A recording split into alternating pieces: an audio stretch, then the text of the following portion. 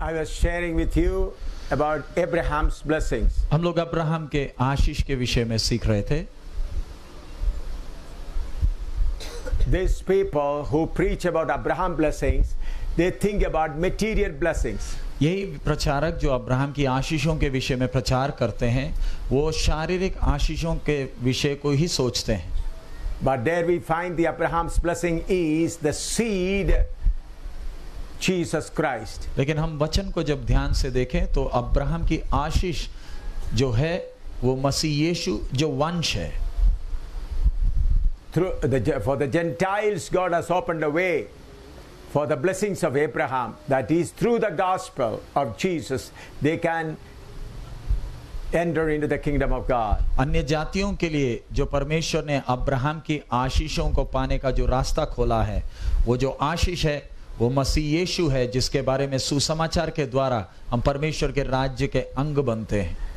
These people quote some other scriptures which I am going to share with you. और ये आशीष के प्रचारक वचन में से ही कई आयतों को इस्तेमाल करते हैं। उन्हीं आयतों को हम रात को ध्यान दें। 3 John verse 1 and 2. तीसरा यूहन्ना का पत्री पहला और दूसरा वचन। 3 John verse 1 and 2. यूहन्ना की तीसरी पत्री पहला और दूसरा वचन। The elder unto the well-beloved Gaius, whom I love in the truth, beloved, I wish above all things that thou mayest prosper and be in health even as thy soul prospereth. मुझ प्राचीन की ओर से प्रिय Gaius के नाम, जिससे मैं सच्चा प्रेम रखता हूँ, हे प्रिय, मेरी ये प्रार्थना है कि जैसे तू आत्मिक उन्नति कर रहा है, वैसे ही तू सब बातों में उन्नति करे और भला चंगा रहे। Let us pray. आइए हम प्रार्थना करें। Father, we commit this scripture in your hand. पिता, इस वचन को आपके हाथ में सौंपते हैं। Holy Spirit, teach us from this scripture. पवित्र आत्मा, इस वचन के द्वारा आप सिखाएं। Open the hearts that are bound by the powers of darkness. प्रभु, जो हृदयों को अंधकार की शक्तियों ने बांध रखा है, उन्हें आप खोल दें।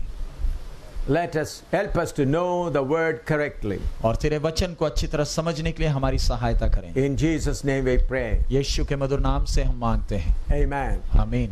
Here the word says, Beloved, I wish above all things that thou mayest prosper and be in health even as thy soul prospereth. इधर विषय है, हे प्रिय, मेरी ये प्रार्थना है कि जैसे तू आत्मिक उन्नति कर रहा है, वैसे ही तू सब बातों में उन्नति करे और भला चंगा रहे। That say, they interpret the scripture. This is about the material blessing, prosperity blessing, prosperity gospel. ये आशीष के प्रचारक कहते हैं कि यही वचन है जो स्पष्ट कहता है कि हमें शारीरिक आशीषें पाना है। And I'll explain it later. और इसी विषय को मैं आगे और समझाऊंगा। In support of that, they take several other scriptures. इसी वचन की सहायता के लिए वचन से और भी आयतें लेते हैं। Deuteronomy chapter 8 verse 18. व्यवस्था विवरण 8 का 18वां वचन। Deuteronomy chapter 8 verse 18. व्यवस्था विवरण 8 का 18। But thou shalt remember the Lord thy God, for it is he that giveth thee power to get wealth, that he may establish his covenant which he sware unto thy fathers, as it is this day.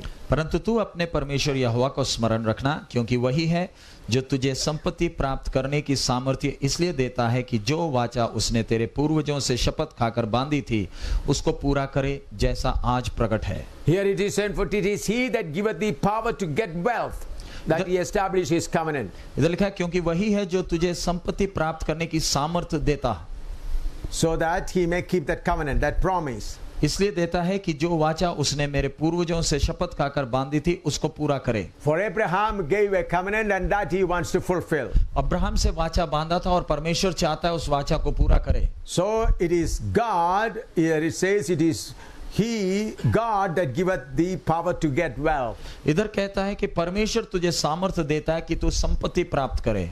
Psalm 112 verse 3. भजन संहिता 112 का 3रा वचन। Psalm 112 verse 3. भजन संहिता 112 का 3रा वचन।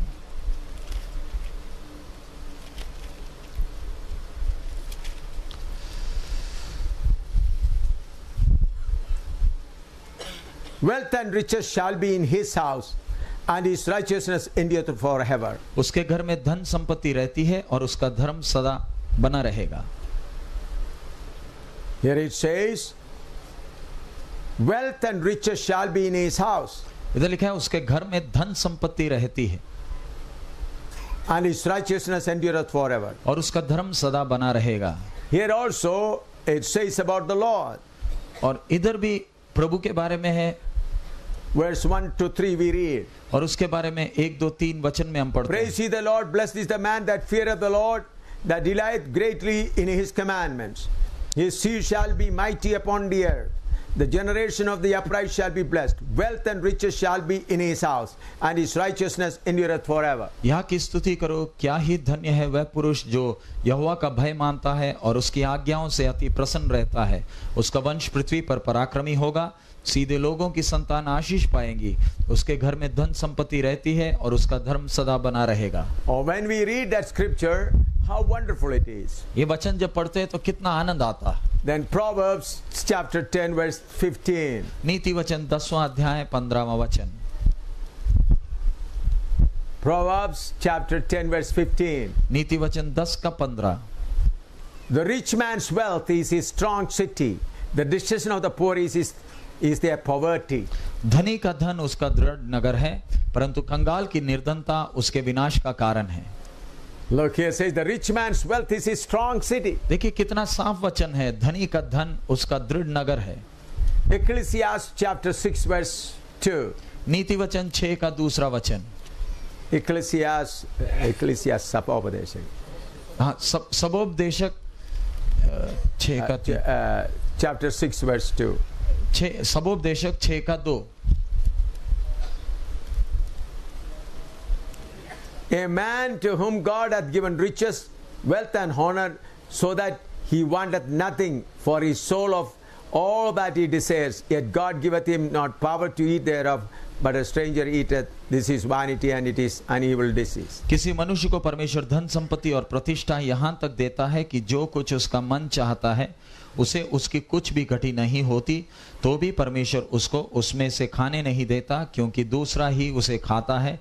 ये व्यर्थ और भयानक दुख है। I hear the beginning portion, first portion, man to whom God hath given riches and wealth and honor. देखिए वचन कैसा है, किसी मनुष्य को परमेश्वर धन संपत्ति और प्रतिष्ठा देता। From this we can understand God gives wealth and riches. इससे मालूम चलता है परमेश्वर धन संपत्ति और प्रतिष्ठा देता। First Chronicles chapter 29 verse 12. पहला इतिहास 29 का 12वां वचन। First Chronicles chapter 29 verse 12. पहला इतिहास 29 का 12वां वचन। Both riches and honor come of thee, and thou reignest over all, and in thine hand is power and might, and in thine hand is to make great and to give strength unto all. धन और महिमा तेरी ओर से मिलती है और तू सबों के ऊपर प्रभुता करता है। सामर्थ्य और पराक्रम तेरे ही हाथ में है और सब लोगों को बढ़ाना और बल देना तेरे हाथ में है। Both riches and honor come of thee, and thou reignest over all. धन और महिमा तेरी ओर से मिलती है और तू सबों के ऊपर प्रभुता करता है। Friends, when we read this scripture, we can easily understand God gives wealth and riches. इन वचनों को जब हम पढ़ते हैं तो स्पष्ट है परमेश्वर धन संपत्ति और प्रतिष्ठा देता है। And he gives honor. और उसके साथ महिमा भी देता है। Very plainly, without any interpretation, we can understand God give us power to get riches. इसमें कोई मतलब अलग निकालने की जरूरत नहीं, साफ वचन कहता है कि परमेश्वर हमें धन और संपत्ति देता। He gives power to increase wealth. और वो अपनी सामर्थ्य इस्तेमाल करता है ताकि हमारा धन बढ़े। The man whom God blesses in his house, there will be plenty of riches. और जिस व्यक्ति को परमेश्वर आशीषित करता है उसका धन संपत्ति से परिपूर्ण है। So when you read it plainly, it's very beautiful. और जब आप ये वचन को पढ़ते हैं तो बिल्कुल साफ है और स्पष्ट है। But you have to understand this scripture is given for whom and when. और इसको समझने में आपको इसका पीछे का बात समझना है कि ये किसको ये वचन दिया गया है और कब दिया गया। In those days, people were thinking God who gives us riches is the Almighty God. उन दिनों के लोगों का विचार था जो परमेश्वर हमें धन संपत्ति देगा वो सर्वशक्तिमान है। Those days people were worshipping gods and goddesses. उन दिनों में देवी देवताओं की उपासना लोग करते थे। So people began to think The God who is able to give us riches, He is the Almighty God. लोगों का विचार था जो परमेश्वर धन संपत्ति दे सकता है वही सर्वशक्तिमान है।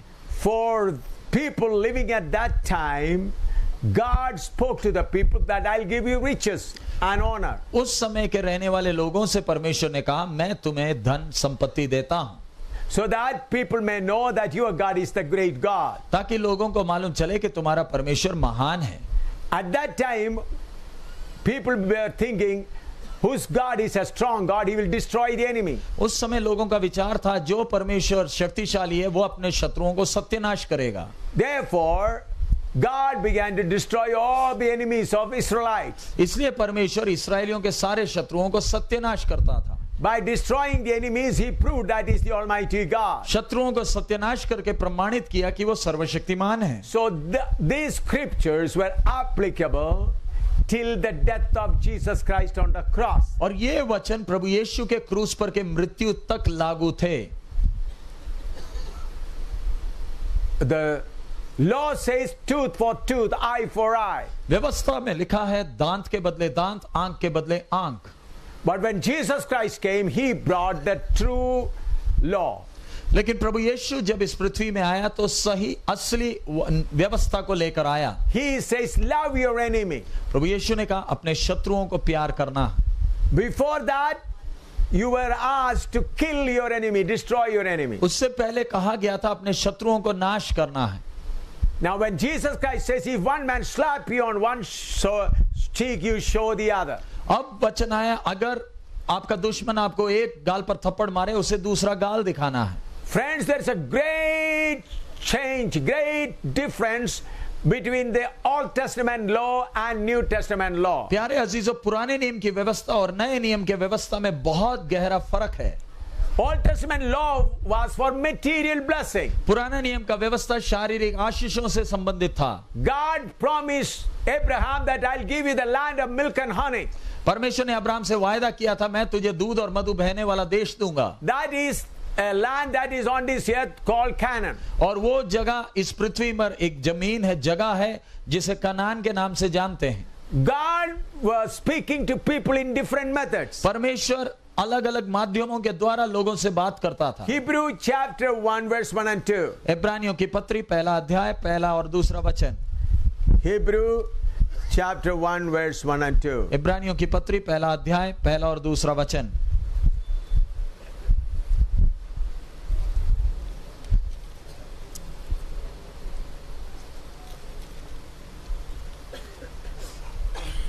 God, who at sundry times and in diverse manners spake in time past unto the fathers by the prophets, hath in these last days spoken unto us by His Son, whom He hath appointed the heir of all things, by whom also He made the world. पूर्व युग में परमेश्वर ने बाप दादों से थोड़ा थोड़ा कर कर और भांति भांति से भविष्यद्वक्ताओं के द्वारा बातें कर इन अंतिम दिनों में हमसे पुत्र के द्वारा बातें की, जिसे उसने सारी वस्तुओं का वारिस ठहराया और उसी के द्वारा उसने सारी सृष्टि की रचना की है। So in those days, God was speaking to the people in the language they were able to understand. परमेश्वर उन दिनों में उस भाषा में बात करता था जिससे लोग समझ सकते थे। People were thinking that whose God is a strong God, He will give lot of material wealth. लोगों का विचार था परमेश्वर जिसका महान है, शक्तिशाली है, वह बहुत धन संपत्ति देगा। He will kill, destroy their enemies. और अपने शत्रुओं को सत्यानाश करेगा।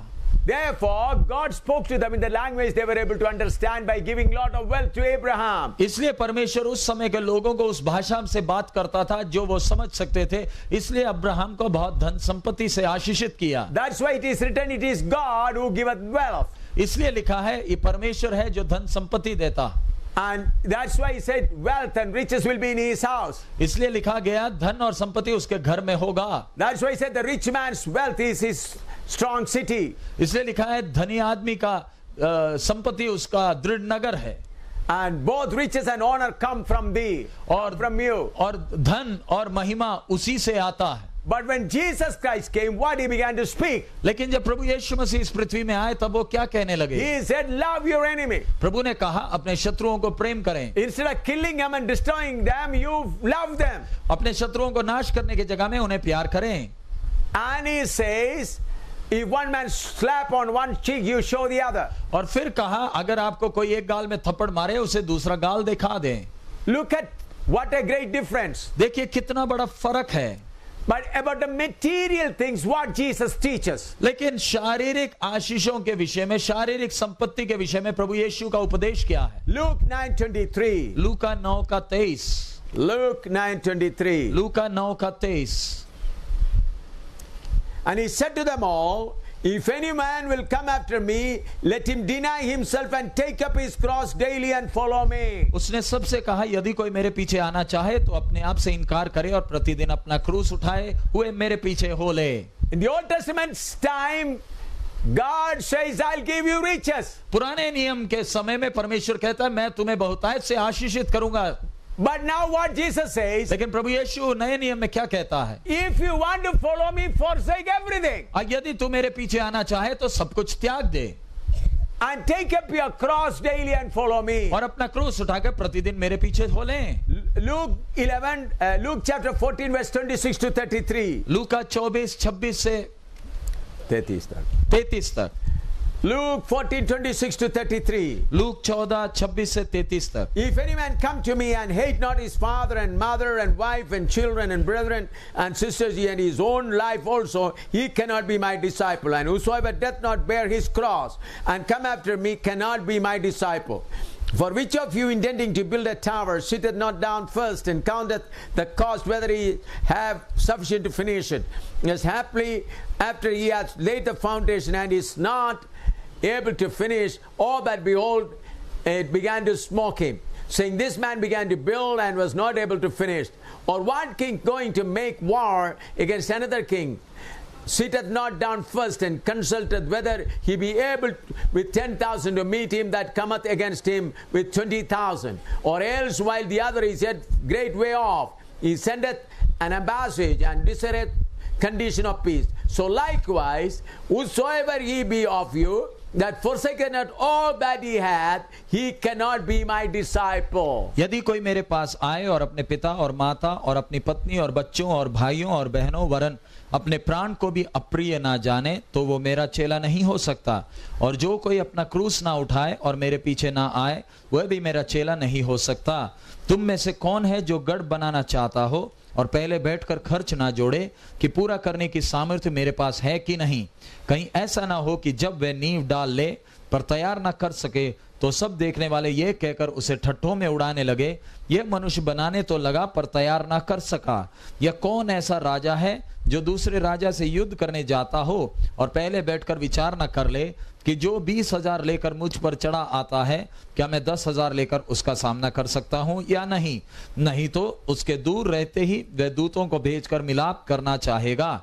इसी रीति से तुम में से जो कोई अपना सब कुछ त्याग ना दे वह मेरा चेला नहीं हो सकता। Here Jesus Christ very plainly says, verse 33, so likewise whosoever he be of you that forsaketh not all that he hath, he cannot be my disciple. इधर प्रभु यीशु साफ कहते हैं इसी रीति से तुम में से जो कोई अपना सब कुछ त्याग ना दे वह मेरा चेला नहीं हो सकता। So beloved, please understand how you can have the kingdom of God. सो प्यारे अजीजों ध्यान से समझिएगा कि हम परमेश्वर का राज्य कैसे प्राप्त कर सकते हैं। Jesus Christ speaks about the kingdom of God. प्रभु यीशु ने स्वर्ग राज्य के विषय में कहा है। Matthew chapter 13 verse 44. मत्ती 13वां अध्याय 44वां वचन। Matthew 13:44. मत्ती 13 का 44। Again the kingdom of heaven is like unto a treasure hid in a field, that which when a man hath found, he hideth, and for joy thereof goeth and selleth all that he hath and buyeth that field. स्वर्ग का राज्य खेत में छिपे हुए धन के समान है जिसे किसी मनुष्य ने पाया और छिपा दिया और मारे आनंद के जाकर अपना सब कुछ बेच दिया और उस खेत को मोल ले लिया। Here he says he sold all what he had and then bought that field with pearl. और इधर लिखा है उसने अपना सब कुछ बेच दिया और उस खेत को मोल लिया जिसमें वो धन छिपा था। Then again verse 45 and 46. 45 और 46वें वचन को हम पढ़ते हैं। Again in the kingdom of heaven is like unto a merchant man seeking goodly pearls, who when he had found one pearl of great price, he went and sold all that he had and bought it. 45-46वां वचन। फिर स्वर्ग का राज्य एक व्यापारी के समान है जो अच्छे मोतियों की खोज में था। जब उसे एक बहुमूल्य मोती मिला तो उसने जाकर अपना सब कुछ बेच डाला और उसे मोल ले लिया। Here also he says the kingdom of God, Jesus Christ says, he sold all what he had. और इधर भी प्रभु यीशु कहता है उस व्यक्ति ने उस बहुमूल्य मोती जिसे मिला था उसने अपना सब कुछ बेच डाला। Matthew chapter 19 verse 16 to 23. मत्ती 19:16 से 23 तक हम पढ़ें। There we find about a rich man. वहाँ एक धनी आदमी को पढ़ते हैं। Matthew chapter 19 verse 16 to 23. मत्ती 19:16 से 23वें वचन तक। And behold, one came and said unto him, Good master, what good thing shall I do that I may have eternal life? And he said unto him, Why callest thou me good? There is none good but one, that is God. But if thou wilt enter into life, keep the commandments. He said unto them, which Jesus said, Thou shalt do no murder. Thou shalt not commit adultery. Thou shalt not steal. Thou shalt not bear false witness. Honor thy father and thy mother, and thou shalt love thy neighbor as thyself. The young man said unto him, All these things have I kept from my youth up. What like I it?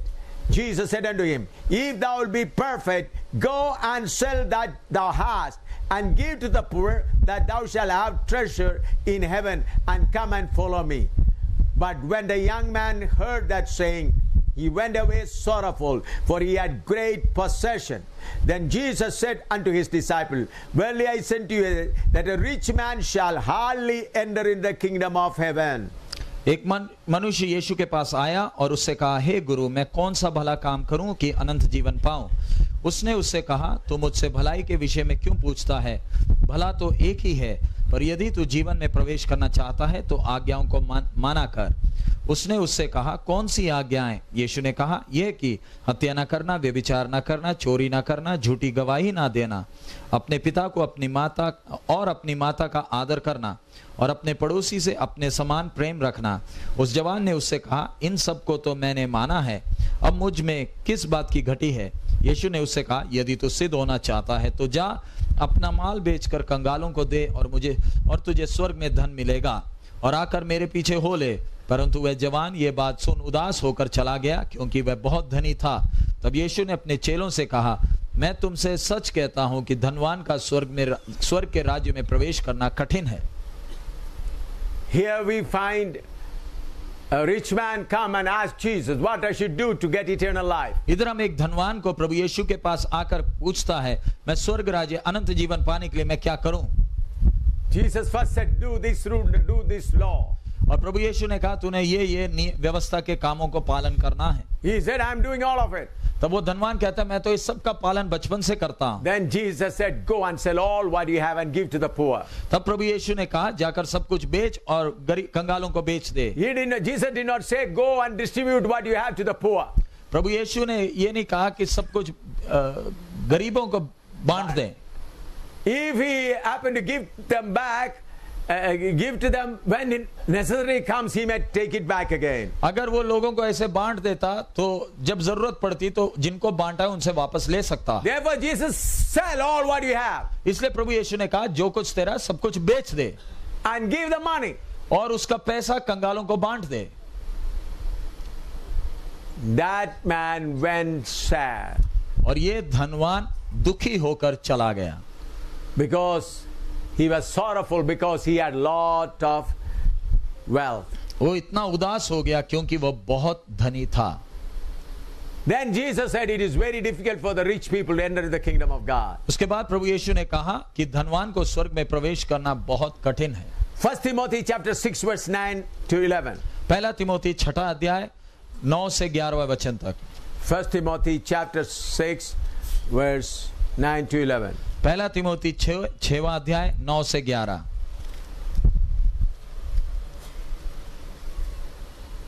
But they that will be rich fall into temptation and a snare, and into many foolish and hurtful lusts, which drown man in destruction and perdition. For the love of money is the root of all evil, which while some coveteth after, they have erred from the faith, and pierced themselves through with many sorrows. But thou, man of God, flee these things, and follow after righteousness, godliness, faith, love, patience, meekness. पर जो धनी होना चाहता है वह ऐसी परीक्षा और फंदे और बहुत सी व्यर्थ और हानिकारक लालसाओं में फंसते हैं जो मनुष्य को बिगाड़ देती है और विनाश के समुद्र में डुबा देती हैं, क्योंकि रुपए का लोभ सब प्रकार की बुराइयों की जड़ है, जिसे प्राप्त करने का प्रयत्न करते हुए बहुतों ने विश्वास से भटककर अपने आप को नाना प्रकार के दुखों से छली बना लिया है। पर हे परमेश्वर के जन, तू इन बातों से भाग और धर्म, भक्ति, विश्वास, प्रेम, धीरज और नम्रता का पीछा कर। In Old Testament it says God will give riches. पुराने नियम में लिखा है परमेश्वर धन से आशीषित करेगा। Here it says flee from such desire. और इधर नए नियम में लिखा है इन विचारों से तू भाग। What a contradicting doctrine. लेकिन आप जरा देखिए, पुराना नियम और नए नियम उपदेश बिल्कुल आपस में उलट हैं। Why? क्यों? Old Testament people were called for the earthly things. पुराने नियम के संतों को इस संसारिक बातों के लिए बुलाया गया था, But we are called for heavenly Zion. लेकिन हमें स्वर्गीय सियोन के लक्ष्य को रखते हुए बुलाया गया है। So there is a great difference between Old Testament saints and New Testament saints. इसलिए पुराने नियम के संत और नए नियम के संत में बहुत अंतर है।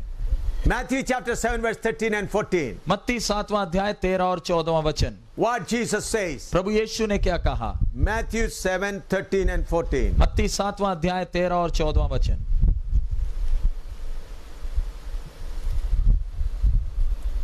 Enter in at the straight gate, for wide is the gate, and broad is the way that leadeth to destruction, and many therefore be which go thereat. Because straight is the gate, and narrow is the way which leadeth unto life, and few there be that find it. सकेत फाटक से प्रवेश करो, क्योंकि चौड़ा है वो फाटक और सरल है वो मार्ग जो विनाश को पहुंचाता है, और बहुत से हैं जो उससे प्रवेश करते हैं। क्योंकि सकेत है और वह फाटक, और कठिन है वो मार्ग जो जीवन को पहुंचाता है, और थोड़े हैं जो उसे पाते हैं। Here Jesus explains about the straight gate and narrow way. इधर प्रभु यीशु वो सकेत फाटक और सकरे मार्ग का विषय सिखा रहे हैं। There are wide gate and broad way. वहां पर एक चौड़ा फाटक और चौड़ा मार्ग है।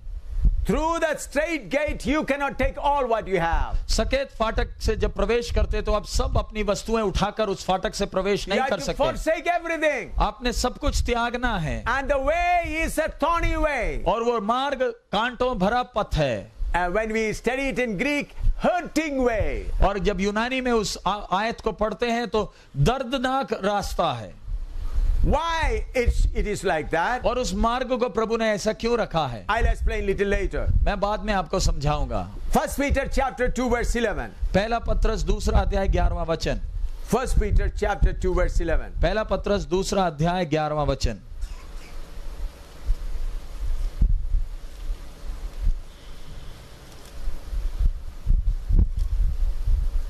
Dearly beloved, I beseech you as strangers and pilgrims, abstain from fleshly lust which war against the soul. हे प्रियो, मैं तुमसे विनती करता हूं कि तुम अपने आप को विदेशी और परदेशी और यात्री जानकर उन संसारिक अभिलाषाओं से जो आत्मा से युद्ध करती है बचे रहो।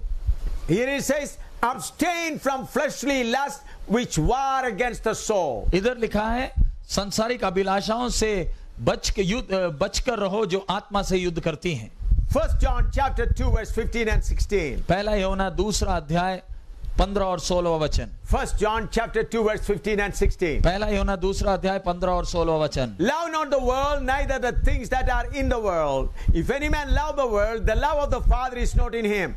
For all that is in the world, the lust of the flesh and the lust of the eyes and the pride of life is not of the Father, but is of the world. तुम ना तो संसार से और ना संसार में की वस्तुओं से प्रेम रखो। यदि कोई संसार से प्रेम रखता है तो उसमें पिता का प्रेम नहीं है, क्योंकि जो कुछ संसार में है अर्थात शरीर की अभिलाषा और आंखों की अभिलाषा और जीविका का घमंड, वह पिता की ओर से नहीं परंतु संसार ही की ओर से है। John, who wrote to his elder, you may prosper, that John says, love not the world. ये वही यूहन्ना है जो अपने कलीसिया के प्राचीन को लिखा है कि तू सब बातों में उन्नति कर। वो यही लिख रहा है कि संसार को प्यार ना करें। We should understand what is the real meaning of it. हमने इन वचनों का असली अर्थ को समझना है। Colossians 3:1 and 2. कोलोसी तीसरा अध्याय पहला और दूसरा वचन। Colossians 3:1 and 2. कोलोसियों की पत्री पहला अध्याय 1 and 2. तीसरा अध्याय पहला और दूसरा वचन। Colossians 3, 1 and 2. कोलोसी तीसरा अध्याय पहला और दूसरा वचन। If ye then risen with Christ, seek those things which are above, where Christ sitteth on the right hand of God. Set your affection on things above, not on things on the earth. अतः जब तुम मसीह के साथ जिलाए गए तो स्वर्गीय वस्तुओं की खोज में रहो, जहाँ मसीह विद्यमान है और परमेश्वर के दाहिने ओर बैठा है। पृथ्वी पर की नहीं परंतु स्वर्गीय वस्तुओं पर ध्यान लगाओ। Now let us see what is the true gospel. आइए हम सही सुसमाचार, असली सुसमाचार क्या उसे ध्यान दें। Let us come to Romans chapter 11. रोमियों की पत्री 11वां अध्याय, Reading from verse 17 and 18. 17 और 18वां वचन। Romans 11, 17 and 18. रोमियो 11, 17 और 18वां वचन। And if some of the branches be broken off, and thou being a wild olive tree, were grafted in among them, and with them partakers of the root and fatness of the olive tree. Boast not against the branches, but if thou boast, thou bearest not the root, but the root thee. पर यदि तुम डालियां तोड़ दी, यदि कुछ डालियां तोड़ दी गई और तू जंगली जैतून होकर उसमें साटा गया और जैतून की जड़ की चिकनाई का भागी हुआ है, तो डालियों पर घमंड ना करना, और यदि तू घमंड करे तो जान रख कि तू जड़ को नहीं परंतु जड़ तुझे संभालती है। I would like to explain what is the true gospel preaching. मैं आपको समझाना चाहता हूं सही सुसमाचार का प्रचार क्या है। We are preaching the gospel to cut off these branches of the wild olive. सही सुसमाचार का प्रचार जो हम करते हैं वो ये जंगली जैतून से डाली काटना है। When you cut it and baptize it and then grafted it with the true olive. जंगली जैतून से वो डाली को काटकर पानी में बपतिस्मा देकर असली जैतून में उसे साटना है। That is the true gospel. वो सही सुसमाचार का काम है। So people are on the wild olives. सो लोग जंगली जैतून में हैं। Our job is to cut the branches, baptize them and graft it with the Lord Jesus Christ, who is the true olive. हमारा काम है जंगली जैतून से उसे काटकर पानी में बपतिस्मा देकर असली जैतून जो मसीह यीशु है उसमें साटना है। But what majority of the pastors, preachers are doing today? लेकिन आज बहुसंख्या में प्रचारक क्या कर रहे हैं? They are not chopping off, cutting off the branches, but they give blessing on these branches. वो जंगली जैतून के डाली को काटने का काम नहीं कर रहे, लेकिन उसी जैतून के डाली को उधर ही आशीषें दिला रहे हैं। They give them material blessing, healing, blessing, everything. और उधर ही उसी जंगली जैतून में रहते हुए उन्हें शारीरिक चंगाई और संसारिक आशीषें देते हैं। Devil is also happy. शैतान भी वो देखकर खुश है। If you are going to climb on the tree to bless these branches, then he will put the ladder to help you to climb up. यदि आप जैतून में ऊपर चढ़कर वो डालियों को और आशीषें देना चाहते हैं तो आपको वो चढ़ने में सीढ़ी भी लगा कर देगा। Satan is happy. शैतान खुश है। He knows as long as these branches are not chopped off, they are under my custody. शैतान को अच्छी तरह मालूम है जब तक ये डालियों को काटा नहीं जाता वो मेरे वश में है। Satan is watching the preacher. और शैतान प्रचारक को ध्यान से देख रहा Is he है। coming with a healing bottle of oil? क्या वो चंगाई के तेल को लेकर आ रहा है, Is he coming with a gift of blessing? या एक आशीष, संसारिक आशीष के वो तोहफा लेकर आ रहा Or है, is he coming with a filling axe? या ये कुलाड़ा लेकर आ रहा है?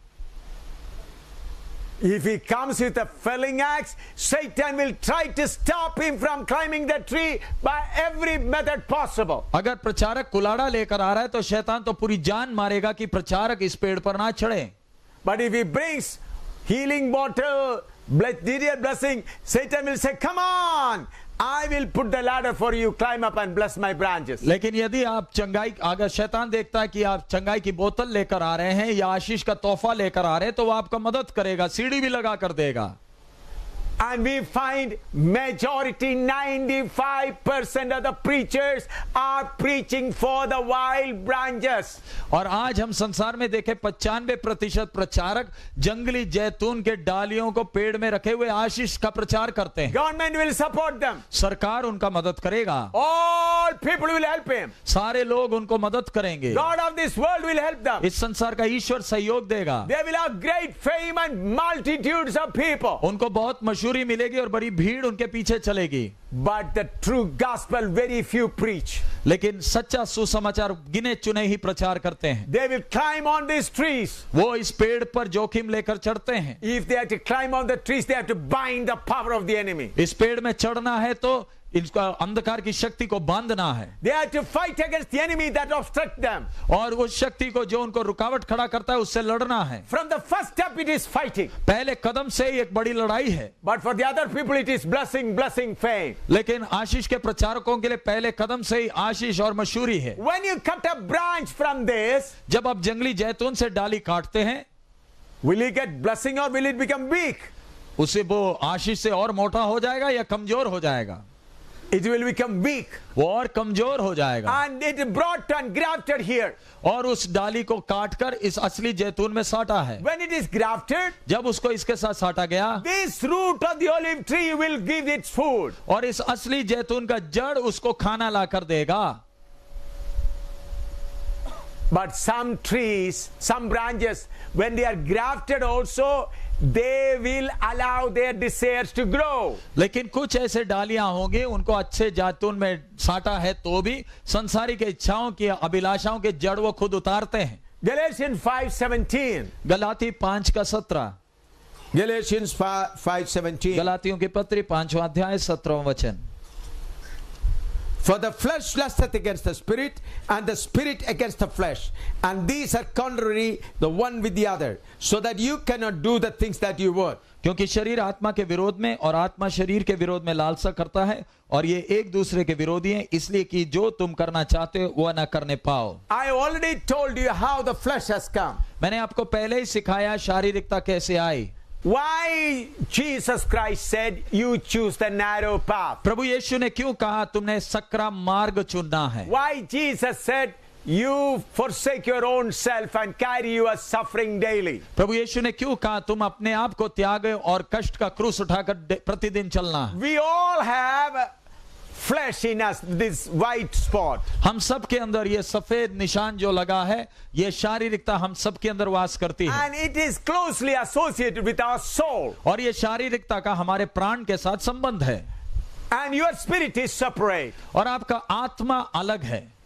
And this soul, which has got the power of the flesh, will try to take the spirit also under its control. So ये प्राण जिसमें शारीरिकता का वो ताकत उसमें वास करता है, वो पूरा प्रयास करेगा कि आत्मा को भी अपने वश में ले। Therefore, it is necessary that a sword has to go between your spirit and soul. इसलिए अति आवश्यक है कि आपके प्राण और आत्मा के बीच में एक तलवार आए। What is that sword? और ये तलवार कौन सा है? Hebrew chapter 4 verse 12. इब्रानी 4:12। Hebrew chapter 4 verse 12. इब्रानियों की पत्री 4 अध्याय 12वां वचन।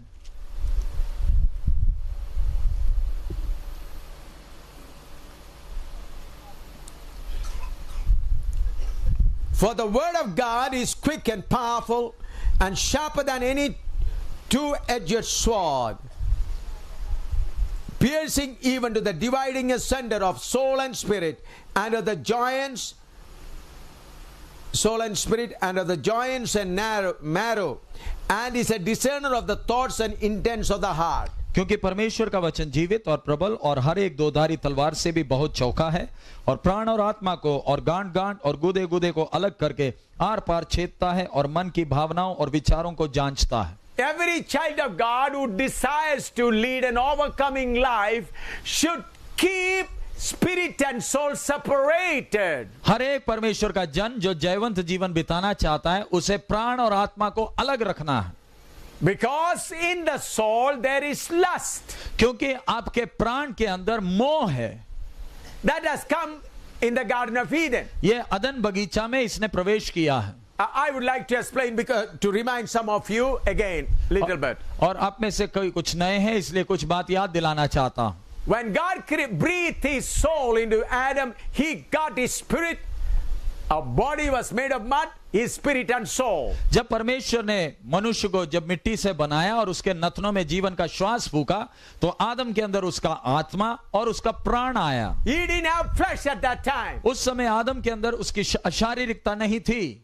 from where the flesh has come. शारीरिकता ने कब प्रवेश किया? In Romans 7, Paul says, what I want to do, I cannot do. रोमी 7 में पौलुस कहता है जो मैं करना चाहता मैं कर नहीं पाता हूं। I would like to explain it a little more so the friends who have come may understand it more. मैं उस विषय को और समझाना चाहता हूं ताकि जो नए आए हैं वो उस विषय को समझ पाएं। We read Romans chapter 7. रोमी 7वां अध्याय निकालें, because we have to give a fitting reply to these prosperity preachers, हमें आशीष के प्रचारकों को सही जवाब, ठोस जवाब देना है, so that they may keep their mouth shut for always. ताकि वो हमेशा के लिए अब अपना मुंह बंद रखे, कभी ना खोलें। Romans chapter 7 verse 14 to 22. रोमी 7वां अध्याय 14 से 22वें वचन तक। For we know that the law is spiritual, but I am carnal, sold under sin. For that which I do, I allow not. For what I would, that do I do not. But what I hate, that do I. If then I do that which I would not, I consent unto the law that it is good. Now when it is no more I that do it, but sin that dwelleth in me.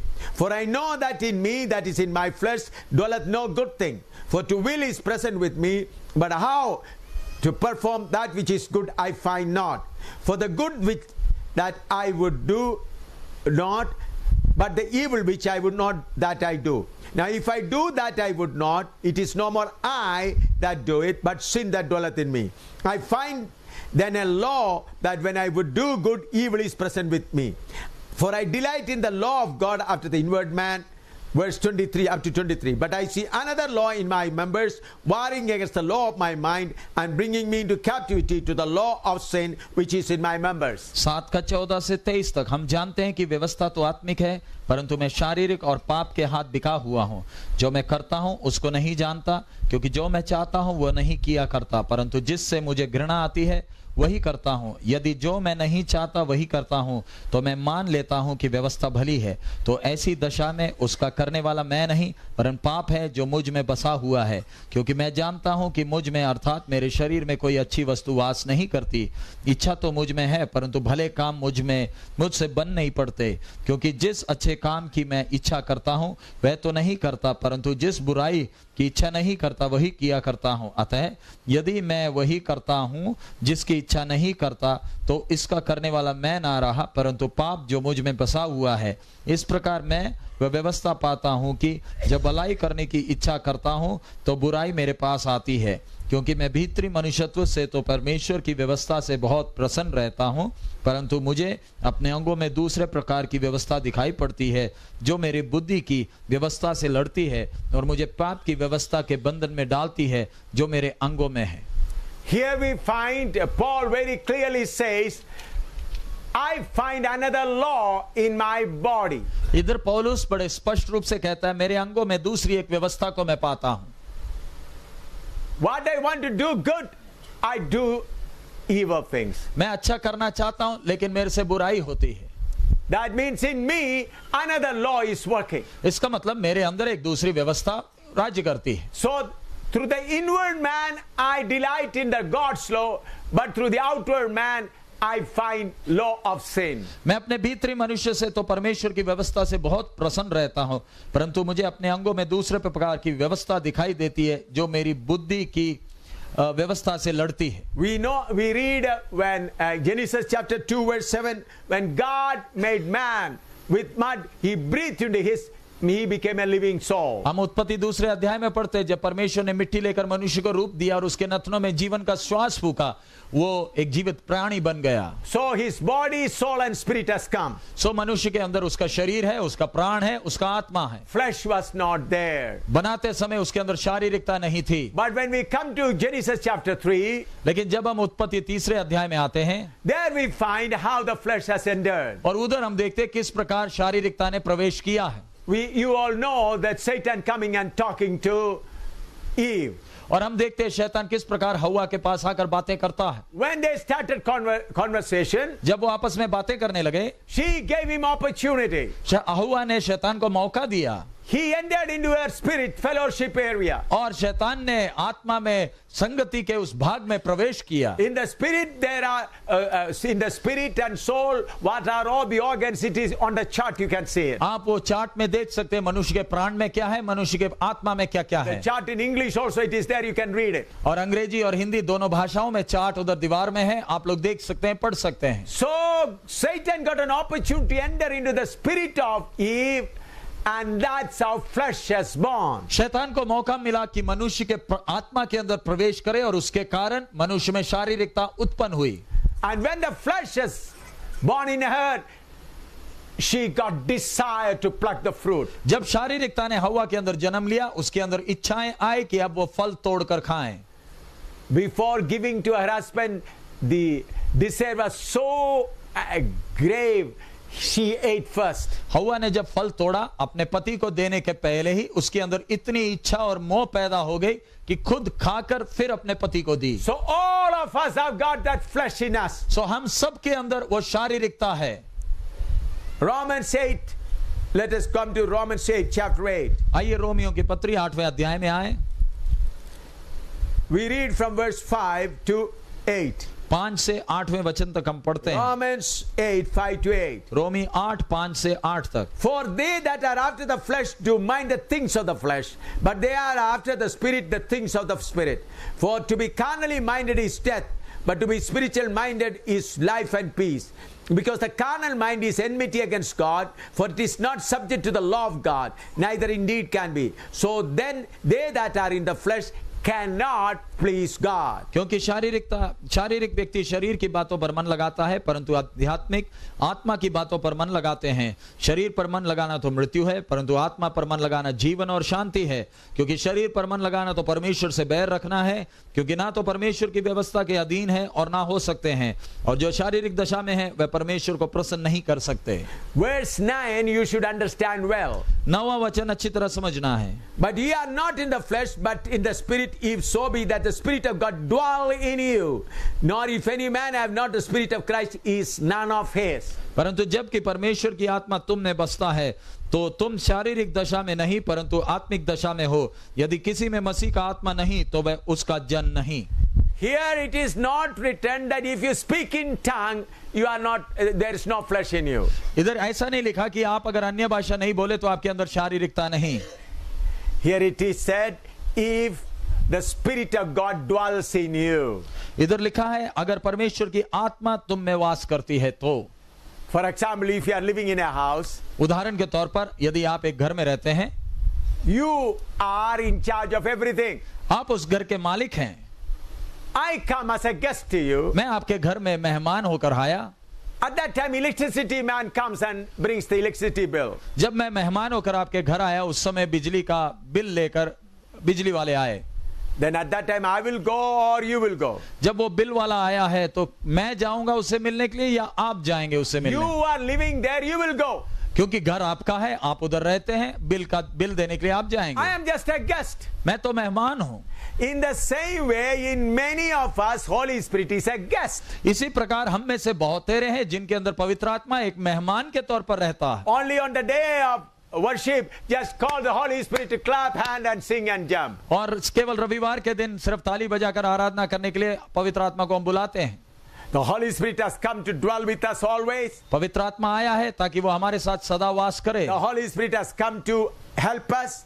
पवित्र आत्मा हमारी सहायता करने आया The है। Holy Spirit has come to teach us. पवित्र आत्मा हमें सिखाने के लिए आया है। The Holy Spirit has come to remind what Jesus has said. पवित्र आत्मा इसलिए आया कि हमें याद दिलाए प्रभु यीशु ने क्या क्या The सिखाया। Holy Spirit has come to convict us about sin and righteousness. पवित्र आत्मा इसलिए आया ताकि हमें पाप और धर्म के विषय में हमें Holy कायल करे। Spirit has come to guide us into all truth. पवित्र आत्मा हमें हर सत्य में अगुवाई करने आया है। Holy Spirit has come to tell us what's going to happen. पवित्र आत्मा इसलिए आया कि हमें बताए आगे क्या होने वाला है। Holy Spirit has come to equip us, to endue us with power. पवित्र आत्मा इसलिए आया ताकि हमें सामर्थ्य से परिपूर्ण करे। But what we have, लेकिन हमारे पास क्या? just speaking in tongue. थोड़ा गैर जबान।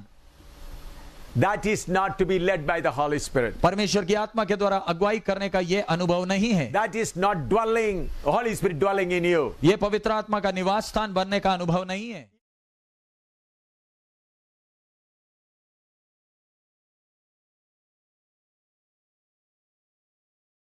If Holy Spirit dwelling in you, यदि पवित्र आत्मा आपके अंदर वास करता है तो what you will do? आप क्या करेंगे? Romans chapter 8 verse 13 and 14. रोमी 8 उसका 13 और 14वां वचन। If you live after the flesh, you shall die. But if you through the Spirit do mortify the deeds of the body, you shall live. क्योंकि यदि तुम शरीर के अनुसार दिन काटोगे तो मरोगे, यदि आत्मा से देह की क्रियाओं को मारोगे तो जीवित रहोगे। God allowed this flesh to come in you so that you may willingly overcome him. परमेश्वर ने शारीरिकता आपके अंदर आने की अनुमति इसलिए दी ताकि आप अपनी स्व इच्छा से इस शारीरिकता की शक्ति के ऊपर जय पाएं। Galatians chapter 5 verse 24. गलाती 5 का 24। Galatians 5:24. गलातियों की पत्री 5वां अध्याय 24वां वचन। And they that are Christ have crucified the flesh with the affections and lusts. और जो मसीह यीशु के हैं उन्होंने शरीर को उसकी लालसाओं और अभिलाषाओं समेत क्रूस पर चढ़ा दिया है। So the flesh in you is full of desires. सो आपके अंदर जो शारीरिकता है वो इच्छाओं और अभिलाषाओं से भरी है। That has begun in the Garden of Eden. इसका आरंभ अदन की बगीचा में शुरू हुआ। So the battle in you is between the spirit and the flesh. सो आपके अंदर जो लड़ाई चल रही है, युद्ध हो रहा है, वो आपके शारीरिकता और परमेश्वर की आत्मा के बीच है। You come here. In 3 John, he says, you may prosper and be in health. तीसरे यूहन्ना में हमने पढ़ा है कि तुम आशीष पाओ और उन्नत सब बातों में उन्नति करें। If you allow the flesh to meet its all needs, then the flesh will become stronger. यदि आप अपनी शारीरिकता को खुश करने के लिए उसकी सारी इच्छाओं की पूर्ति करोगे तो यह शारीरिकता और बल पाएगा। The battle within you will become stronger. और आपके अंदर जो आत्मा और शारीरिकता के बीच का लड़ाई है वो और गंभीर हो जाएगा। Spirit looketh for the heavenly things. आत्मा स्वर्गीय बातों की खोज में है। Flesh looketh for earthly things. आपके अंदर की शारीरिकता संसार की बातों के पीछे है। What you should do? आपने क्या करना है? You should crucify your flesh. आपने अपनी शारीरिकता को क्रूस पर चढ़ाना है। And the Spirit should rule you. और परमेश्वर की आत्मा ने आपके अंदर प्रभुता करनी है। When the Spirit rule you, then only you prosper. जब परमेश्वर की आत्मा आपके अंदर राज्य करती है तभी आप असलियत में उन्नति करते हैं। What John says, इधर यूहन्ना क्या कहता पत्री you में? prosper and be in health. आप आशीष पाएं और उन्नति करें। When your spirit rules your whole body, जब परमेश्वर की आत्मा आपके शरीर में पूरा राज्य करता है then there is absolute peace. तो बिल्कुल अंदर शांति है। John is not mentioning material things at all. यूहन्ना अपनी पत्री में शारीरिक बातों का वर्णन कर ही नहीं रहा है। But he says, you may prosper and be in health. लेकिन यूहन्ना कहते हैं कि तुम आत्मिक उन्नति करो और सब बातों में उन्नति करें। He said, love not the world. वो कहता है संसार को प्यार ना करें। The lust of the eye and the lust of the flesh and pride of life is not from God. आपके अंदर का जीविका का घमंड, आंखों की अभिलाषा, शरीर की इच्छा, ये सब परमेश्वर की ओर से नहीं है। So therefore, Jesus Christ said, forsake your own self. इसलिए प्रभु यीशु ने कहा अपने खुदी का इनकार करें। Why? क्यों? He dwells in your soul. क्योंकि वह अपने प्राण में वास करता है। And take up the cross. और क्रूस को उठाना है। What for? क्यों उठाना है? For this flesh. इस शारीरिकता के लिए क्रूस उठाना है। Jesus Christ says, प्रभु यीशु ने कहा choose the straight gate and narrow path. इस सकेत फाटक और सकरे मार्ग को चुने। Why we should choose narrow gate? हमें वो सकेत फाटक क्यों चुनना है? Why we should follow the thorny path? हमें वो कांटे भरे पथ पर क्यों चलना है? That is to keep your flesh crucified condition. ताकि आप अपने शारीरिकता को क्रूस में चढ़ाई हुई दशा में हमेशा रखें। Understood? समझ में आया? It is not for getting salvation. उद्धार पाने के लिए नहीं। You have your enemy. आपके अंदर आपका दुश्मन है। Who is that? आपका दुश्मन कौन? The flesh with all desires. शारीरिकता जो सब इच्छाओं से भरा हुआ है। These preachers, they do not know the scripture well. ये संसारिक आशीषों के प्रचारकों को वचन का कुछ अभ्यास नहीं। They may have doctorate degree, शायद उनके पास डॉक्टरेट होगा, PhD, शायद PhD होगी, but they do not know the word of God. लेकिन परमेश्वर के वचन के संबंध में अज्ञान है। Therefore, they preach about material blessing. इसलिए वो संसारिक आशीषों के विषय का प्रचार करते हैं. For Adam or Abraham or all the Old Testament days, there was no rule for them to crucify their flesh. Abraham या पुराने नियम के संतों के लिए कोई ऐसा नियम नहीं था कि उन्होंने अपनी शारीरिकता को क्रूस पर चढ़ाना है. But for the New Testament saying we have to crucify our flesh. लेकिन नए नियम के संतों को हमें अपना शारीरिकता को क्रूस पर चढ़ाना है. That's why Paul says, Peter says, इसलिए पत्रस कहता है, as pilgrims abstain from fleshly lust which war against your soul. एक परदेशी मुसाफिर के तौर पर इन इच्छाओं अभिलाषाओं से बच कर रहें जो हमारे प्राण से आत्मा से लड़ते हैं. Now, if you do not crucify, यदि आप अपनी अभिलाषाओं को क्रूस पर ना चढ़ाएं, you can see this branch. आप इन डालियों को देखें. This is also a grafted branch. और ये भी साटा गया डाली है. This is also a grafted branch. ऊपर की डाली भी साटी गई है. But this branch has not crucified the flesh. लेकिन इस डाली ने अपनी शारीरिकता को क्रूस पर नहीं चढ़ाया है. Therefore, lust of the eye, इसलिए आंखों की अभिलाषा, lust of the flesh, शारीरिकता की अभिलाषा, pride of life, जीविका का घमंड, 3 roots going down to the earth. ये 3 जड़ जमीन की ओर जा रहे हैं. And it gets lot of food from here. और जमीन से अपना खुद का खाद इकट्ठा करते हैं. For namesake grafted, नाम के वास्ते छाटे गए. but the fruit is from the all food required is from the roots of these 3 main roots. और इस डाली के लिए जो भोजन चाहिए उन्होंने अपनी जड़ें उतारी हैं और उसी से अपना भोजन इकट्ठा करते हैं. Even this relationship is cut, अगर यदि ये संबंध काटा भी गया तो it will grow up. ये डाली को कोई दिक्कत नहीं, वो उगेगा There are strong roots. क्योंकि मजबूत जड़ें हैं. But for this branch, लेकिन दूसरे डाली के लिए it crucified the desires. अपनी इच्छाओं को क्रूस पर चढ़ाया है. Completely crucified. पूरा का पूरा चढ़ाया है. What all it gets from the main olive tree, that only it gets. जो असली जैतून के जड़ों से भोजन आता है वही उसे मिलता है. And it produces fruit. और वो फल देता है. Therefore, I warn you, the preachers who are preaching about material prosperity, they are sent from hell. इसलिए मैं आपको चौकस करता हूं, चेतावनी देता हूं कि जो प्रचारक शारीरिक आशीषों का प्रचार करते हैं उन्हें शैतान ने नरक से अभिषेक करके भेजा है. Though they are speaking in tongue, performing miracles, their spirit is not the true spirit. बेशक वो अन्य भाषा बोलते हैं या अजीब काम करते हैं, उनके अंदर की आत्मा सही आत्मा नहीं. That's why Paul says in 2 Corinthians chapter 11 verse 2 to 4. इसलिए दूसरा कोरिन्थी 11वां अध्याय 2 से 4 वचन में पौलुस कहता है, 2 Corinthians chapter 11 verse 2 to 4. दूसरा कोरिन्थी 11वां अध्याय 2 से 4वां वचन तक. For I am jealous over you with godly jealousy, for I have exposed you to one husband, that I may present you as a chaste virgin to Christ. But I fear lest by any means, as the serpent beguiled Eve through his subtlety, so your minds should be corrupted from the simplicity that is in Christ. For if he that cometh preacheth another Jesus, whom we have not preached, or if you receive another spirit which you have not received, or another gospel which you have not accepted, you might well bear with him. क्योंकि मैं तुम्हारे विषय में ईश्वरीय धुन लगाए रहता हूं, इसलिए कि मैंने एक ही पुरुष से तुम्हारी बात लगाई है कि तुम्हें पवित्र कुमारी के समान मसीह को सौंप दूं. परंतु मैं डरता हूं कि जैसे सांप ने अपनी चतुराई से हवा को बहकाया, वैसे ही तुम्हारा मन उस सीधाई और पवित्रता से जो मसीह के साथ होनी चाहिए कहीं भ्रष्ट ना किए जाए.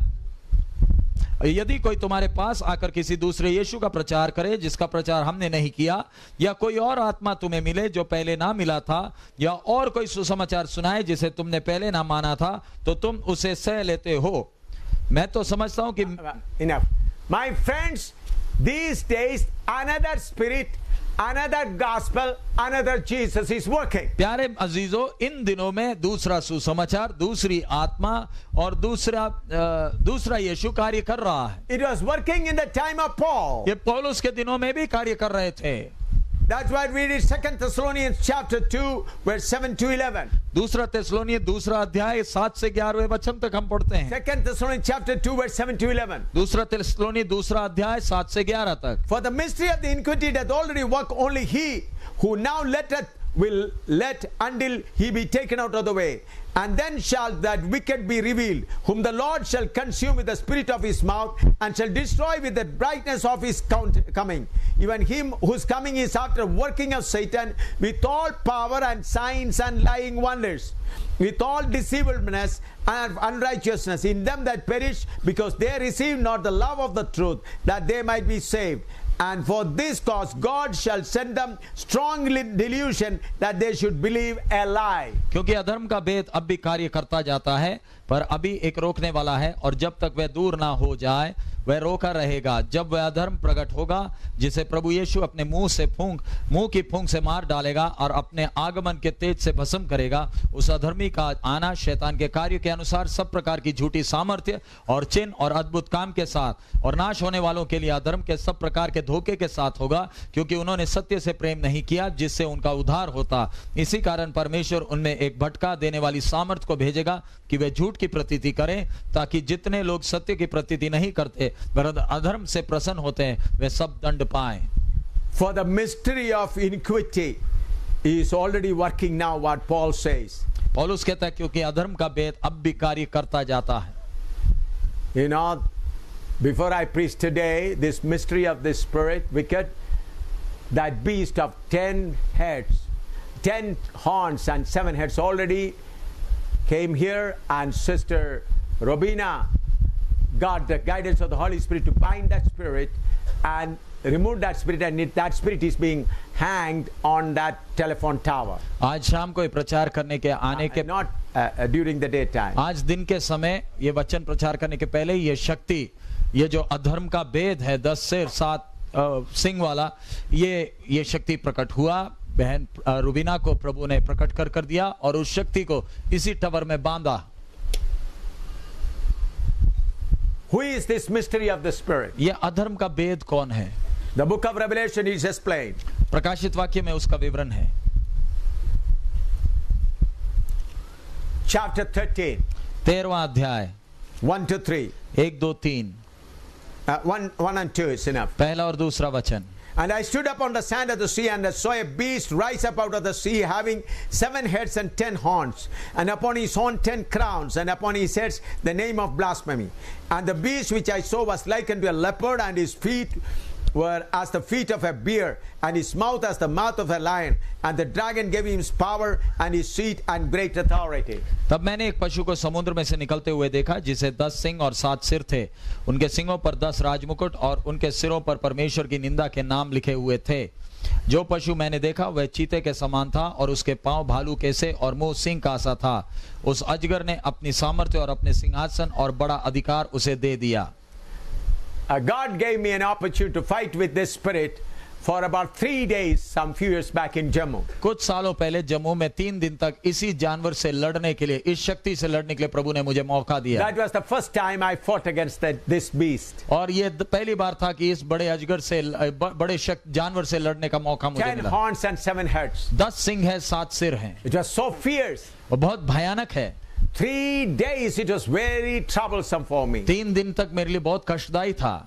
But God gave me complete victory over it. लेकिन प्रभु ने मुझे उस जीव पर बड़ा जीत दिया। Afterwards he came to me several times, but he always bowed down and accepted the defeat. उसके बाद कई अवसरों पर ये जीव आया है, शक्ति आई है, और हर समय घुटना टेक कर ही गया। He is listening.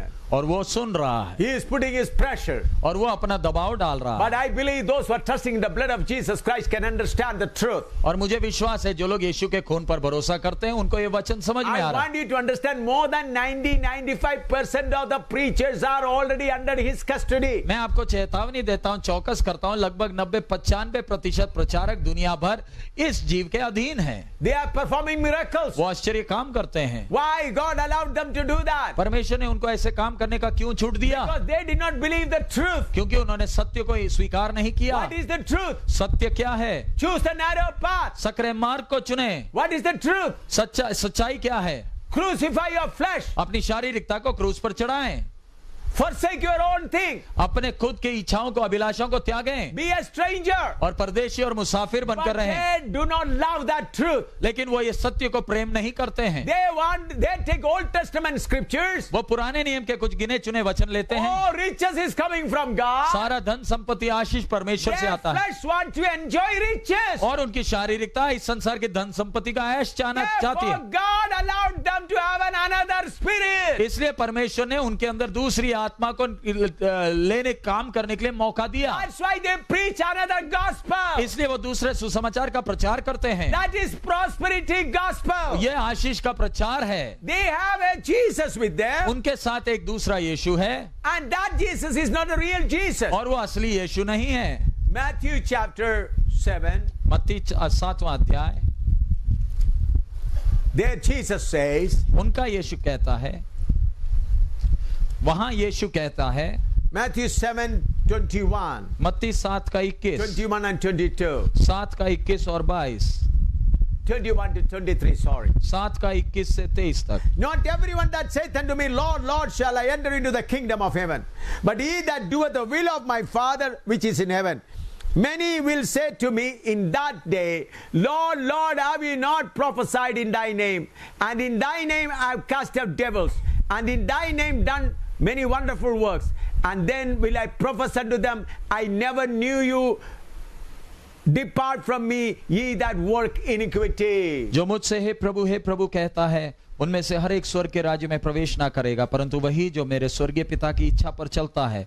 उस दिन बहुत से लोग मुझसे कहेंगे, हे प्रभु, क्या हमने तेरे नाम से भविष्यवाणी नहीं की, और तेरे नाम से दुष्ट आत्माओं को नहीं निकाला, और तेरे नाम से बहुत से आश्चर्य कर्म नहीं किए? तब मैं उनसे खुलकर कह दूंगा, मैंने तुमको कभी नहीं जाना। हे कुकर्म करने वालों, मेरे पास से चले जाओ। Beloved, many preachers are deceived by the wicked spirit. प्यारे अजीजों, बहुत से प्रचारक इन दुष्ट शक्तियों के द्वारा गुमराह किए गए हैं। Another spirit, another gospel, another Jesus. दूसरी आत्मा, दूसरा सुसमाचार, दूसरा यीशु। But when they come to Jesus, what Jesus will say? जब वो यीशु के पास ये आएंगे, तब यीशु क्या कहेगा? I have not known you. मैंने तुम्हें जाना ही नहीं। I have got several experiences of this. मेरे पास कई ऐसे अनुभव हैं। Several preachers with that word come to me. और कई प्रभु के दास इन आत्माओं के साथ मेरे पास आए। I want to tell you one where a senior pastor who is 12 years older than me, put in more than 42 years as a servant of God, came to me. मेरे पास एक प्रभु का दास आया जो मेरे से 12 साल बड़ा है, और लगभग 42 साल उन्होंने सेवकाई की है। I was in Kerala, Tiruvalla, near Kumbanad, Iravi Perur. We are preaching the gospel. और हम कुंभनाड के पास केरल में इरवी पेरूर जगह में सुसमाचार प्रचार कर रहे थे। After the meeting, I came at about 11 o'clock in the room. और मैं प्रचार करने के बाद 11 बजे अपने कमरे में आया। And then this pastor came to me and said, Samuel Gutti, because he allows me, please check my spirit. और वो आकर मुझसे कहे, सैमुअल कुटी, मेरी आत्मा को जरा परखें। I was shocked. और मैं हैरान हो गया। He's a senior pastor. I call him Achayan with respect. वो बड़े सीनियर प्रभु के दास हैं और आदर से मैं उन्हें अचायन करके बुलाता हूँ।